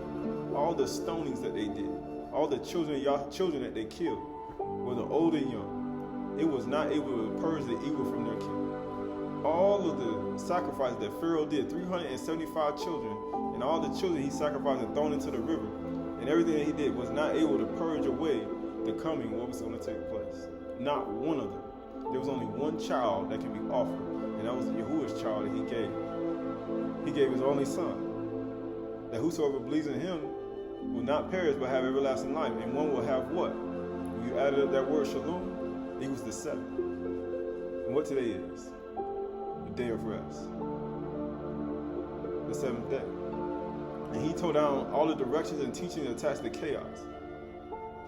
And all of the sacrifices of the demons and shadim. And all of the shade, and all of the demons and all of the beings that men offered to try to heal themselves, including Pharaoh, including the Egyptian man. And he said he came into my house and he lay with my woman in my presence. And now he seeks my life. And Mashah looked this way and that way. He slew the Egyptian and hit him in the sand. But he said what? He said it is finished, right? On the seventh day. On the seventh day. You can 33 to 42. But when they came to Yahushua and saw that he was dead already, they did not break his legs. Because he said it is finished, man. He brought things to shalom. But one of the soldiers pierced his side with a spear, and at once came blood and water. Because he was in shalom, he was sleeping. Man, I'm sleeping. I'm done a great work. I'm tired. I'm done. I'm sleeping. But guess what? It pierced him in the side, came blood and water. He created in his shah after his kind, just like we talked about. Because the whole garden was in shalom. It said, he who saw it, bore witness. His testimony is true, and he knows that he is telling the truth, that you may believe. Who has believed what he has heard? For these things took place that the scripture might be fulfilled. Not one of his bones will be broken. And another scripture says, they will look on him whom they have pierced. And after these things, Yehusha of Arimathea, who was a disciple of Yahushua, but secretly for the fear of the Yahudim, asked Pilate that he might take away the body of Yahushua. And Pilate gave him permission. So he came and took away his body. Nicodemus also, who earlier had come to Yahushua by night, came bringing mixture of myrrh and aloes, about 75 pounds in weight. So they took the body of Yahushua and bound it in linen cloth with spices as a burial custom for the Yahudim. Now in the place they were crucified, there was a garden. And in the garden, a new tomb in which no one had been laid. They put him in, they hit him in the sand. They murdered a man.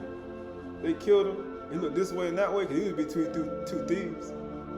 They killed the Egyptian man. And guess what they did? They hit him in the sand. They committed a homicidal act. They just committed a homicidal act. Surely this thing known. Man, you know what?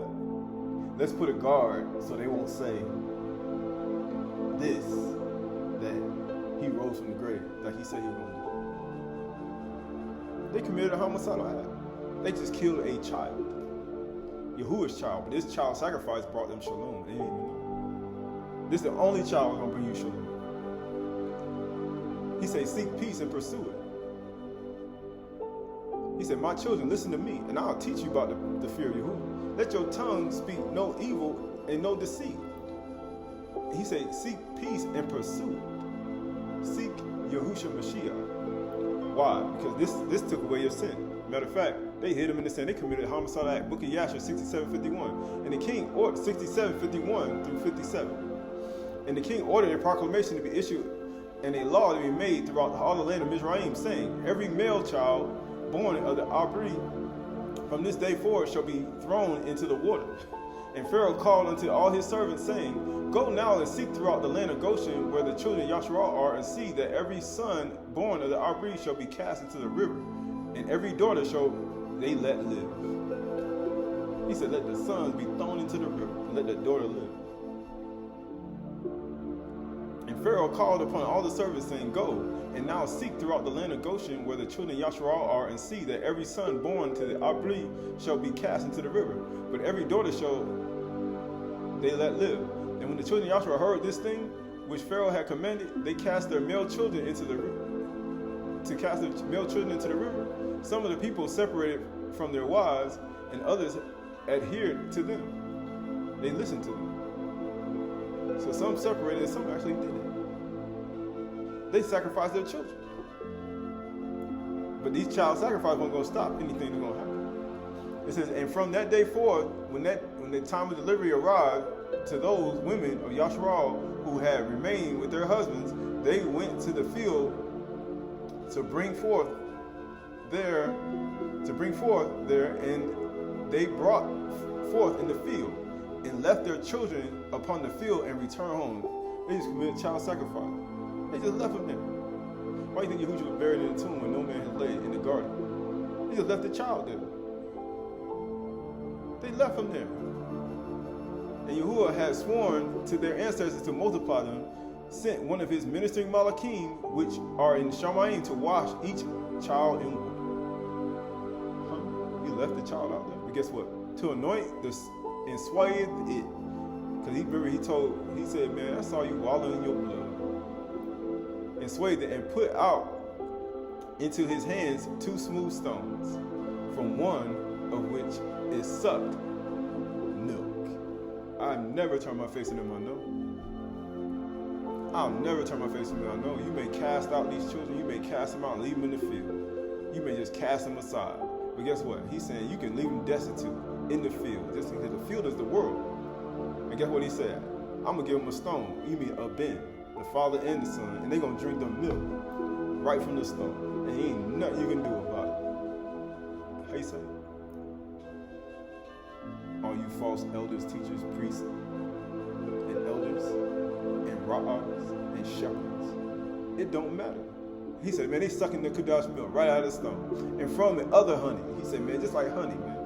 And the other honey, so they got 2 stones, honey and milk. They getting bigger and bigger and bigger, and you ain't nothing you can do about it. He caused its hair to grow to its knees. Man, you got long hair. By which, you mean a man's hair grows to his knee, man. You mean he a Nazar.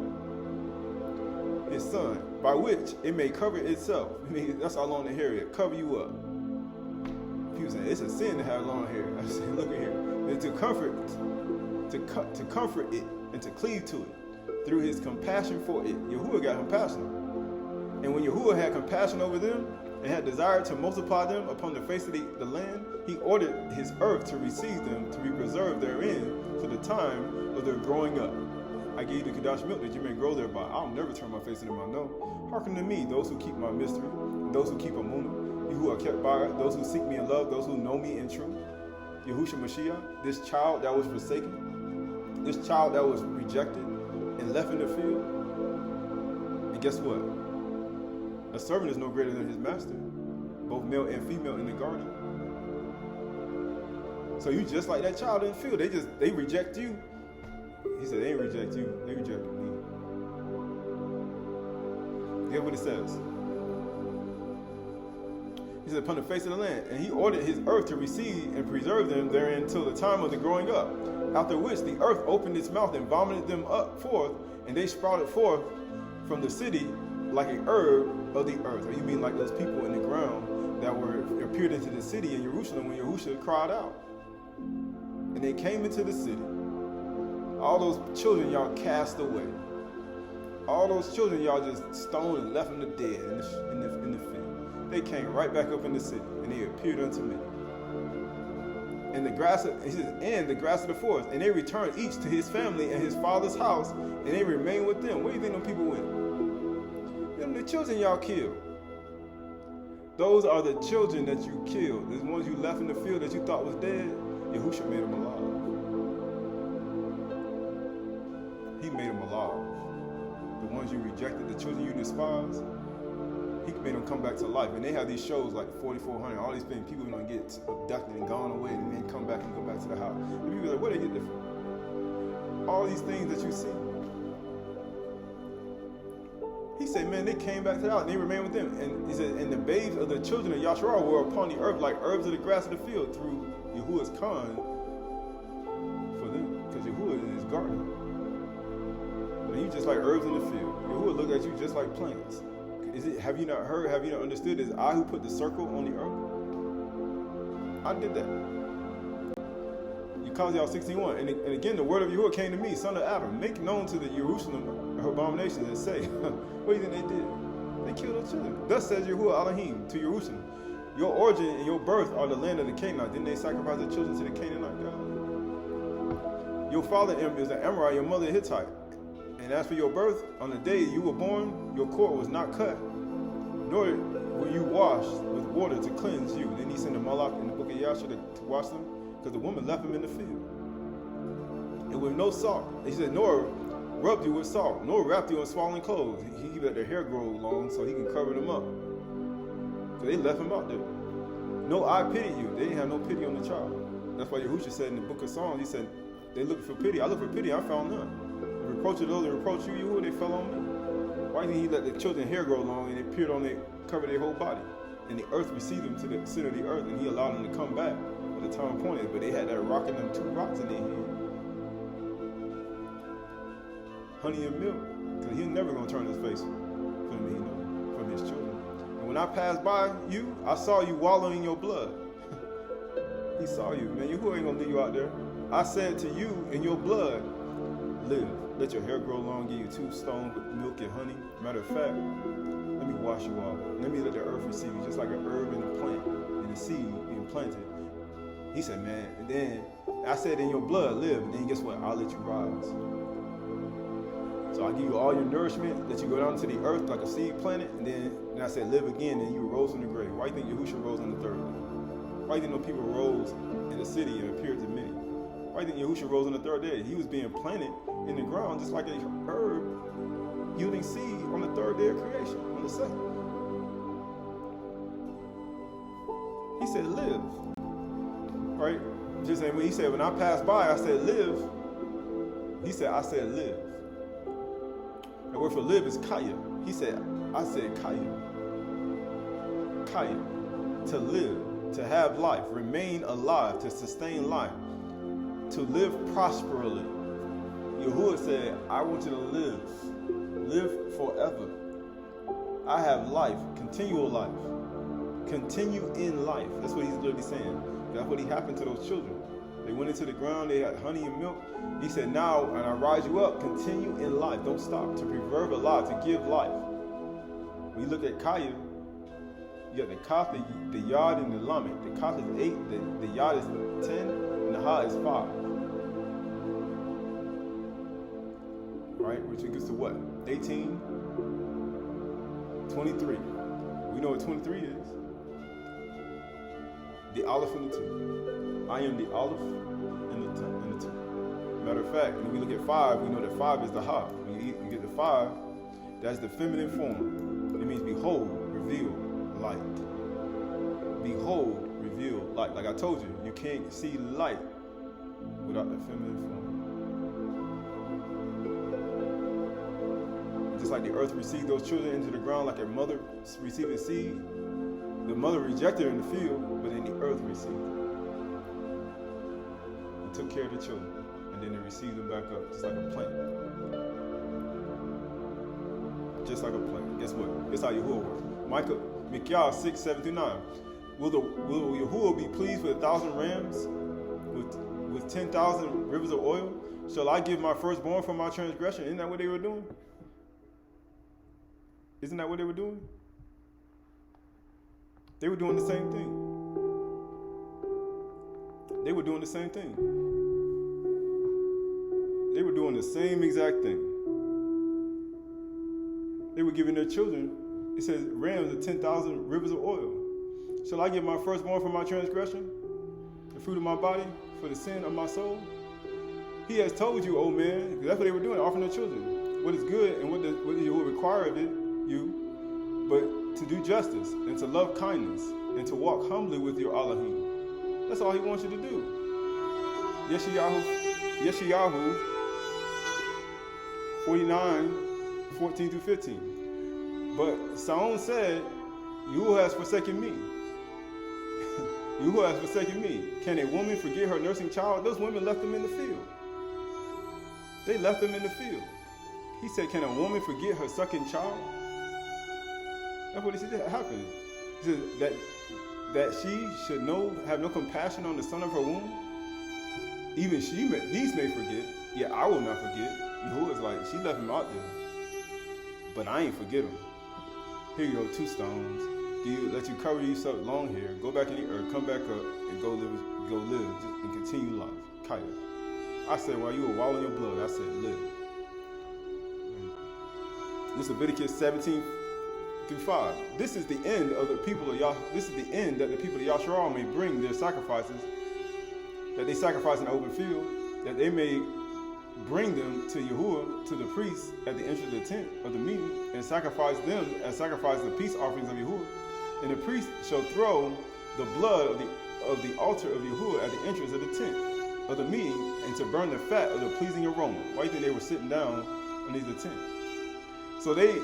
It says, so they shall no more sacrifice their sacrifices to goat demons. That's the reason he did it. Why do you think they pierced in the side, out came blood and water? After whom they whore, and this shall be a statute forever throughout their generations. He only did that so they shall no more sacrifice their sacrifices to the demons. Daniel 9:27, and he shall make a strong covenant with many for 1 week. And for a half a week, he shall put an end to the sacrifice and offering, not just animals, but the children's sacrifices, the child sacrifices. He said, I'm going to put an end to all these stoning, all these children's sacrifices. I'll put an end to that. Not just to those things, right? So look at all that. We look at all that, right? In Matthew 18:2. And calling to him a child, he put him in the midst of them and said, truly I say to you, unless you turn and become like children, you will never enter the kingdom of Yahuwah. And 2 stones or 2, how you say, the milk and honey, your hair growing on and drink that, and get back to nature, get back to the earth, and be planted. He's like, man, ain't no way. Whoever humbles himself like this child is the greatest in the Malkuth of Shamy'n, just like the Garden of Eden. Whoever receives one such child in my name receives me. Because they didn't receive the children, they left them in the field. They left them out there. Matter of fact, they cast them out. As soon as they came out of the womb, they cast them out, and left them out there. But whoever causes one of these little ones who believe in me to sin, it would be better for him to have a great millstone fast around his neck and be drowned in the depths of the sea, Satan. The same way he did to Satan in the garden. Mark 9:36. And he took a child and put him in the midst of them, and taking him in his arms, he said to them, whoever receives one such child in my name receives me, but whoever receives me, he said, whoever receives one such child in my name receives me, but whoever receives me, not me, but him who sent me. That's the whole point. He said he took a child. Mark 10:13, and they were bringing children to him that he might touch them, and the disciples rebuked them. And when Yahushua saw it, he was indignant and said, let the children come to me. Do not hinder them, for such belongs the kingdom of Malkuth of Yahuwah children. I say to you, whoever does not receive the kingdom of Yahuwah like a child, you shall not enter it. And he took them in the arms and baraked them, and laying his hands on them. Right? He's saying, what do you mean? He touched them, right? Coming to the end, Aleph Kaf 18-19. Knowing that you were not ransomed from your futile ways, inherited from your forefathers, not with the perishable things of silver and gold, like the idols they made out of, but with the precious blood of Mashiach, like a lamb without spot or blemish. That's how you were redeemed. You were redeemed by his blood. He would wallow in his blood. Matter of fact, he was a child sacrifice that actually healed you. Not all those other sacrifices that healed you. They didn't heal you. Matthew 18:10. See that no one despise one of these little ones. For I tell you that in Shamy'n, their Malachim always see the face of my Father who is in Shamy'n. Why do you think the Malachi came to those children in the book of Yasher in the field? There's a reason why. Right? Because those children were their actual, those Malachi were their responsibility. Those children were their responsibility. This truth that Nazarene, Yahusha teaches concerning the riches of the world.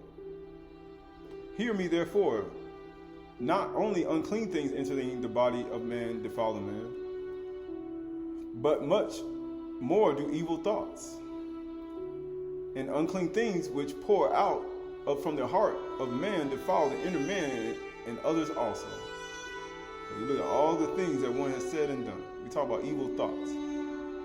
Therefore, take heed to your thoughts and cleanse your hearts and let your food be pure. Does not the ear taste the word? For these things ought you to do and not to leave the others undone. Whoever breaks purification of necessity are blameless, for they do it not of their own will, neither despising the law, which is just and good. For cleanliness in all things is great gain. But be not therefore followers of evil fashions of the world, even in appearance. For many are led into transgression by outward seeming and likenesses of evil. Right? The same way. But he said your thoughts, take heed to your thoughts. Like we talk about our thoughts and plucking up what is planted, right? That's what the time, right? He said, take heed to your thoughts. Dead Sea Scrolls, column 6, 4Q257. These are the paths in the world to enlighten the heart of man, straighten out in front of him all the paths of justice, establishing his heart respect for the precepts of Elohim and the Ruach of meekness, in patience, generous compassion, eternal goodness, intelligence, understanding, potent wisdom, which trusts in all the deeds of Elohim, depends on his abundant mercy. You need this. People say, I don't need this child sacrifice. Yes, you do. You needed that child sacrifice, Yahusha, so you can stop doing child sacrifices, so you can stop offering these sacrifices, so you can stop doing it. A ruach of knowledge in all the plans of action, of enthusiasm for the decrees of justice, and set apart plans with firm purpose and generous compassion with all the sons of truth, of magnificent purity which detests all unclean idols, of careful behavior and wisdom concerning everything, of concealment concerning the truth of the mysteries of the knowledge. These are the foundations of the ruach of the sons of truth. And the reward of those who walk in it is healing. What did Pharaoh do with all them child sacrifices? He tried to get healing from his leprosy and all the things. What did he do? He killed 375 children. When all he has to do is believe on his son Yahusha now and walk in it. But will they continue to do child sacrifices and walk in the paths of the righteousness? And those are the sons of light. He said, plentiful peace and long life. You get long life. Fruitful offspring with all everlasting barak. Eternal enjoyment with endless life. And a crown of kabod with majestic raiment and eternal life. However, to the spirits and the ruach of deceit belongs greed,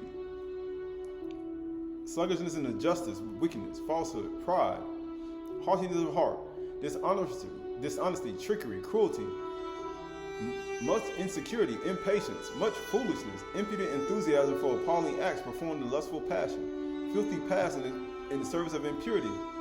Why do you think they would kill all those sacrificing those children?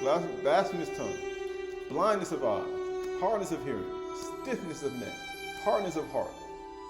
Why do you think Pharaoh, every time he killed a child, he got more hard-hearted? 375 children. In order to walk in the paths of darkness and evil cunning. That's all they're doing. The darkness of Aries. Satan himself. And the visitation of those who walk in it will be abundance of affliction of the Malachi of destruction for eternal damnation and the scorching wrath of the Elohim of revengeance. For permanent terror and shame. And he's going to put all those priests to shame in the last days? Without end, with humiliation and destruction by fire in the dark regions. Why do you think it was darkness of the land in the 6th and the 9th hour? He laid on us. He laid on him the iniquity of us all, and for all the ages of the generation. They spent in bitter weeping and harsh evils. Why you say a man of sorrows acquainted with grief? In the abyss of the darkness until destruction. Why you think he died in dark? He gave up the ruach. He said, it is finished. Shalom.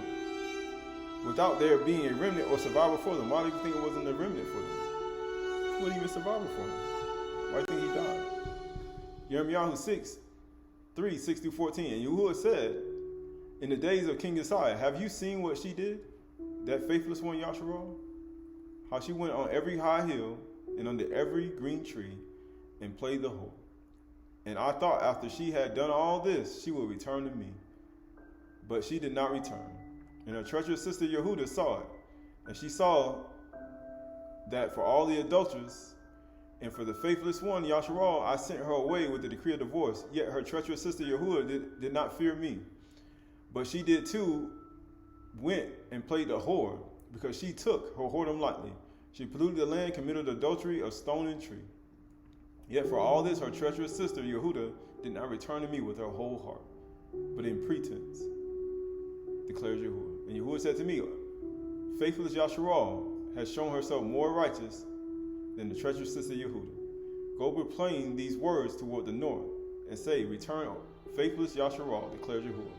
And I will not look at you in anger, for I am merciful, declares Yahuwah. And I will not be angry forever, only acknowledge your guilt. Acknowledge that you killed all those children and all those people with stones, and all these children, Pharaoh, and all these people. He said, why do you say Pharaoh?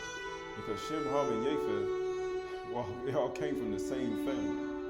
Only acknowledge the guilt and rebelled against Yahuwah, your Elohim, and stretch out your favors among the foreigners under every green tree. And you have not obeyed the voice, declares Yahuwah. Return, O faithless children, declares Yahuwah. I am your Baal, your master. I'm your husband. I'm that Elohim that you're supposed to be sacrificing to. He said, why did Yahuwah send his only son? So you can stop sacrificing. He said, I'm going to cause all your sacrifices to stop. All the killing of your children. All the stuff that you thought was purging the evil from you. It never did. It never did. It never did. Jacob, James 4:1-4. What causes quarrels and fights among you? Is it not that which is that passion at war within you? Why do you think Mashah, the Egyptian man, the man who wanted to put away his wife, her two brothers wanted to kill him, Pharaoh wanted to kill him, all these things at war within people. And Prince Mastama AIDS, and Asmodeus AIDS. As a matter of fact, he even committed some rash murders too. That's why they kill Yahushua. You desire and do not have, so you murder. Why do you think you... What did Mashah do? You covet and you can obtain, so you fight and quarrel. What did the two men do? And people was like, yeah, that was a righteous thing he did. You do not have because you do not ask. You ask and you do not receive because you ask wrongly. Spend it on your passions. That's all you do. You adulterous people. Let me guess. Yahuwah was coming, when he sent Mashah, he was coming to get a pure and righteous virgin full of compassion and love and humility. No, he was coming to get adulterous people and to bring them out of the children of Ham's land. Do you not know that friendship with the world is enmity with Elohim? Therefore, whosoever makes himself a friend of the world makes himself an enemy of Elohim. Why? Because everybody in the world doing this right now. He said, man, you're at war with each other. Right? You have a military campaign to be content in your carnal inclinations as a soldier in warfare. That's what all that means. That's what war means. You carnal minded. You thought stoning all those children, those stubborn rebellious children, will purge evil from you. You thought killing 375 children were going to actually help you. It ain't. You think bombing and torturing people's children is going to save you from your infirmity. It's not. It's going to bring some type of resolve for your life. It's not. People think you think it's going to happen. No, it's not. Because we are supposed to be the teachings of shalom, peace. Right? Proverbs 20:4-5. It is an honor for a man to keep aloof from strife, for every fool will be quarreling. The sluggard, a stale, does not plow in autumn. He will seek at harvest and have nothing. So are you going to be a sluggard? Or are you going to pluck up what is planted in your thoughts? The purpose in a man's heart is like deep water, but a man of understanding will draw it out. The word for autumn is kareth. It means crop, ripeness, cold winter. We know we're in the cold time. The love of many has waxed cold. It's waxing cold. It's waxing cold. It's Colossians 3, 1 through 5. If you have been raised in Mashiach on the third day, just like those children came up from the ground in the book of Yasher, and they came up like a tender plant, like an herb, and they went into the city, and you drank the milk and the honey, and you drunk it, and it's inside of you, and you raised up with them, seek those things which are above, where Mashiach is seated at the right hand of Elohim. Set your mind on things above and not on things on the earth. For you have died. What do you think that represented when he gave them the milk and nutrients and he put them in the earth? And then he rose them back like an herb. They died and they rose again. He immersed them in the earth and rose them back up. And your life is hidden in Mashiach Elohim. When Mashiach, who is your life, appears, then you also will appear with him in kabod. Put to death what is earthly in you. He's saying put to death. He's like, stone this in yourself. Don't stone nobody else. Stone these things in yourself. Kill these things. How you say you stone these to death? Sexual immorality inside of your heart and mind. Pluck up what is planted. Pluck it up. Impurity in your heart and your mind. Passion, evil desire in your heart and mind. Because if you have evil desire, you already know you follow in malice.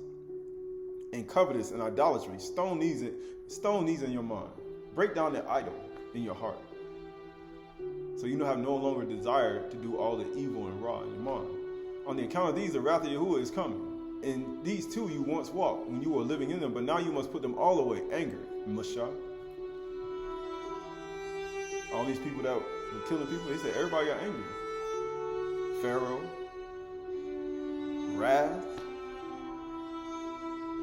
The two brothers that wanted to kill him because he put away. He's like, I ain't finna, no, because you defiled. He's like, wrath, malice, because you forsook from me and joined yourself to malice and cleave to Satan.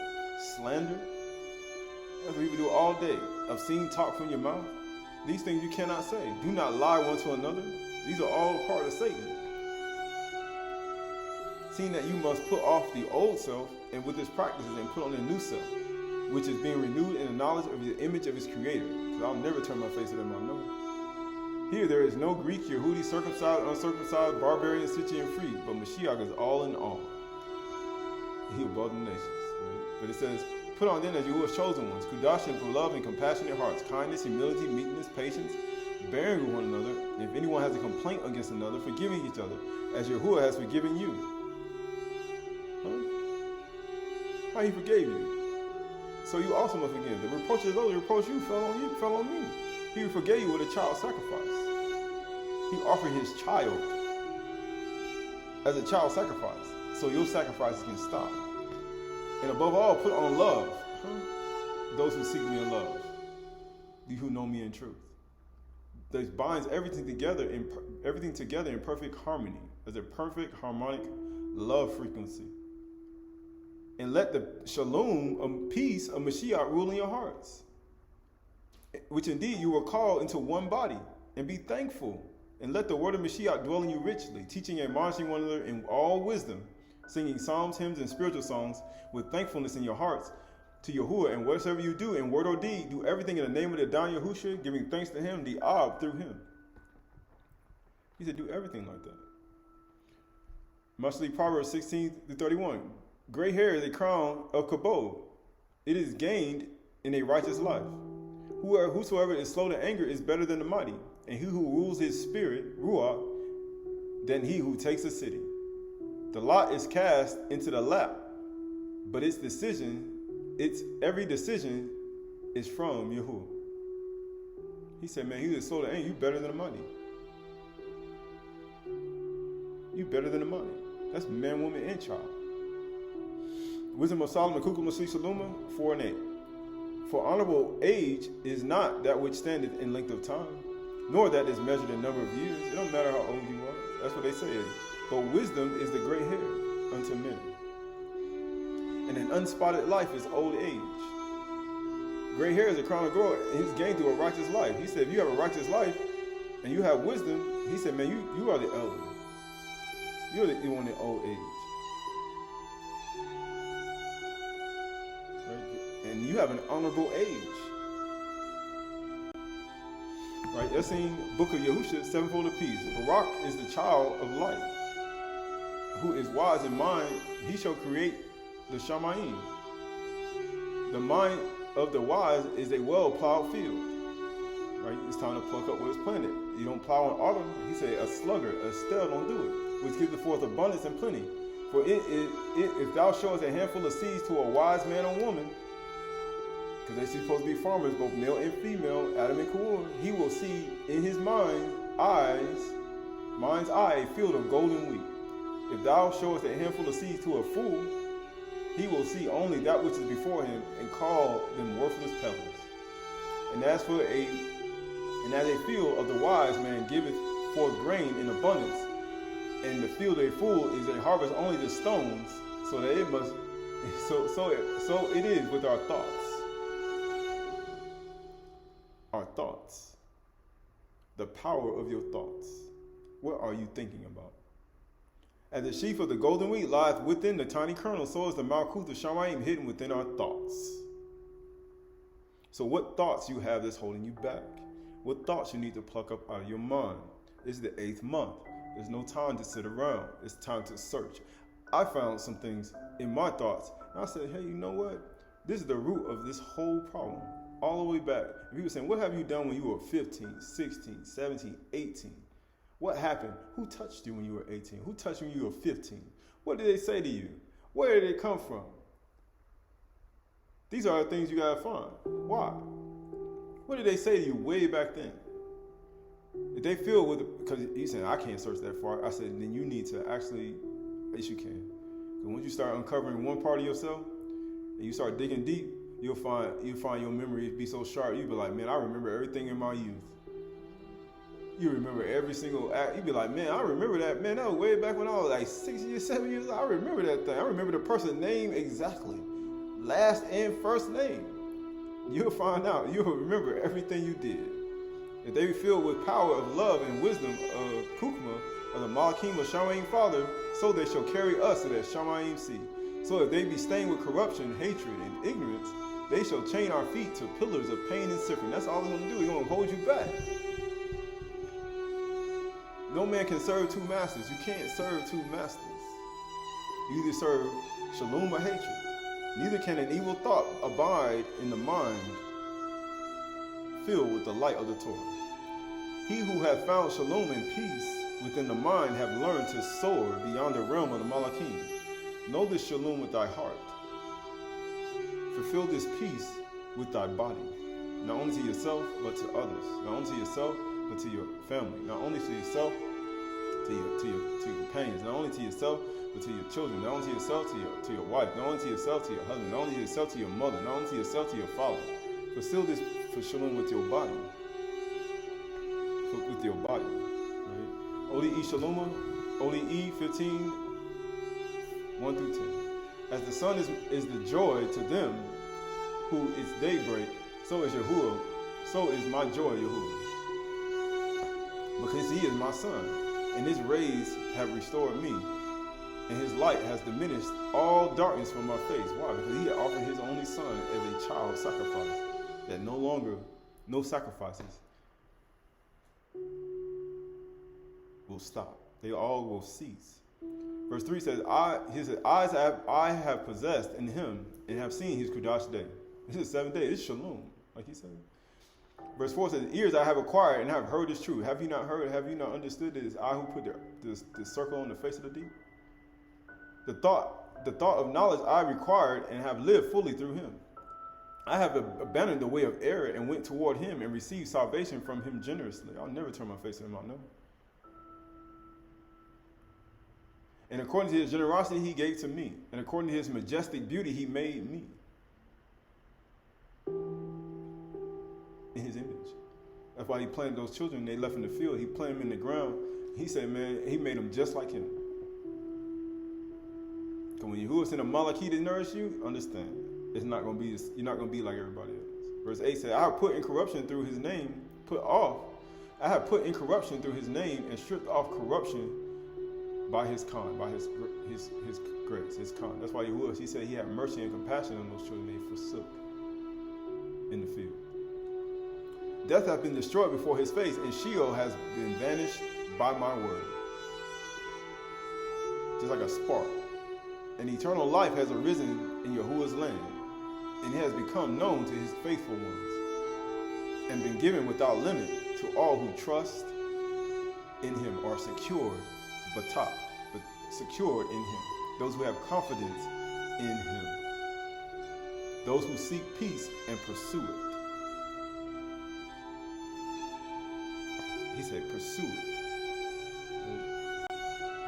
Aleph Yukanan 1:2-24. Let what you heard from the beginning abide in you. You see Adam in the garden, you see the Karim, you see all of the attributes of Abad and Shamar, but you also understand why he had to send a child to be offered. Because he had to send a child to be offered as a sacrifice. Why? Because that child the children they were sacrificing was not able to purge the evil from them, from their camp, from their body, their leprosy, from their diseases, was not able to stop anything that happened, a deliverer coming, or even things being taken away. It wasn't going to stop it. Even though they sacrificed all those children, thinking they were going to stop what was going to happen, but it still never stopped it. But knowing, he said, until a child is born, until a son is given. Right? And it says, if what you heard from the beginning abide in you, then you too will abide in the Son and in the Father. You mean you abide in the stones. How he said the stone was the builder rejected, became the head of the corner. Why do you think he gave him 2 stones? To the children that was cast into the field. One for the Father and one for the Son. He said, man, y'all could cast them. You could run away. You could run away my children, my sheep into the field and let them sit out there. And he said, matter of fact, I'll nourish them out there. Matter of fact, I'll nourish them. I'll give them 2 stones too, Father and the Son. Have them suck the milk and the honey. Let them go into the ground like an herb and resurrect. And man, guess what? They'll be in my image and likeness. He said, I'll never turn my face in my no. Shall a mother forget her sucking child? Shall a man offer his only son for his uncleanness? For his infirmities? He said, what does Yahuwah require? That you do justly and walk humbly before him. And he says what? Then you too will abide in the Son and the Father. And this is the promise that he has made to us. Eternal life. He's made it to us. Eternal life. So when you look at your life, look at this, the 8th month, there's a time to pluck up what is planted within your thoughts and your mind, both male and female, children, everybody, right? Including those who made mistakes in life. He said it's time to pluck up what is planted. For he offered his only son as a sacrifice. And by offering his only son, he caused all the child sacrifices to cease in the earth. If you will believe on him, then it will cease inside of you. And you'll have a child that's been offered once and for all to receive. And he said to take away your sin and your uncleanness and all the things you've done. For he came to do a lot more than that. For there's a lot more. But we know it in part, and we not in part. We understand when that which has come, the perfect has come, everything else will be done away. Yahushua came, and he's gonna come again. For we look at our life, and he say, who walks in shalom? For those who walk in shalom, those who make shalom. To tear down all the direction and teaching attached to chaos within your thoughts. So what thoughts, what teachings, what words, what things happen in your life that you need to pluck up? You need to remove from your life, that you may go forward, that you may have continual life, that you may have kaya. And he said, I saw you wallow in your blood, and I covered you in your, I saw you covered in your blood, and I said to you, live. I said, live. I said, kaya, kaya. So what do you have to take out of your life that you may live? Right? For the meek shall inherit the earth. The meek shall inherit the earth.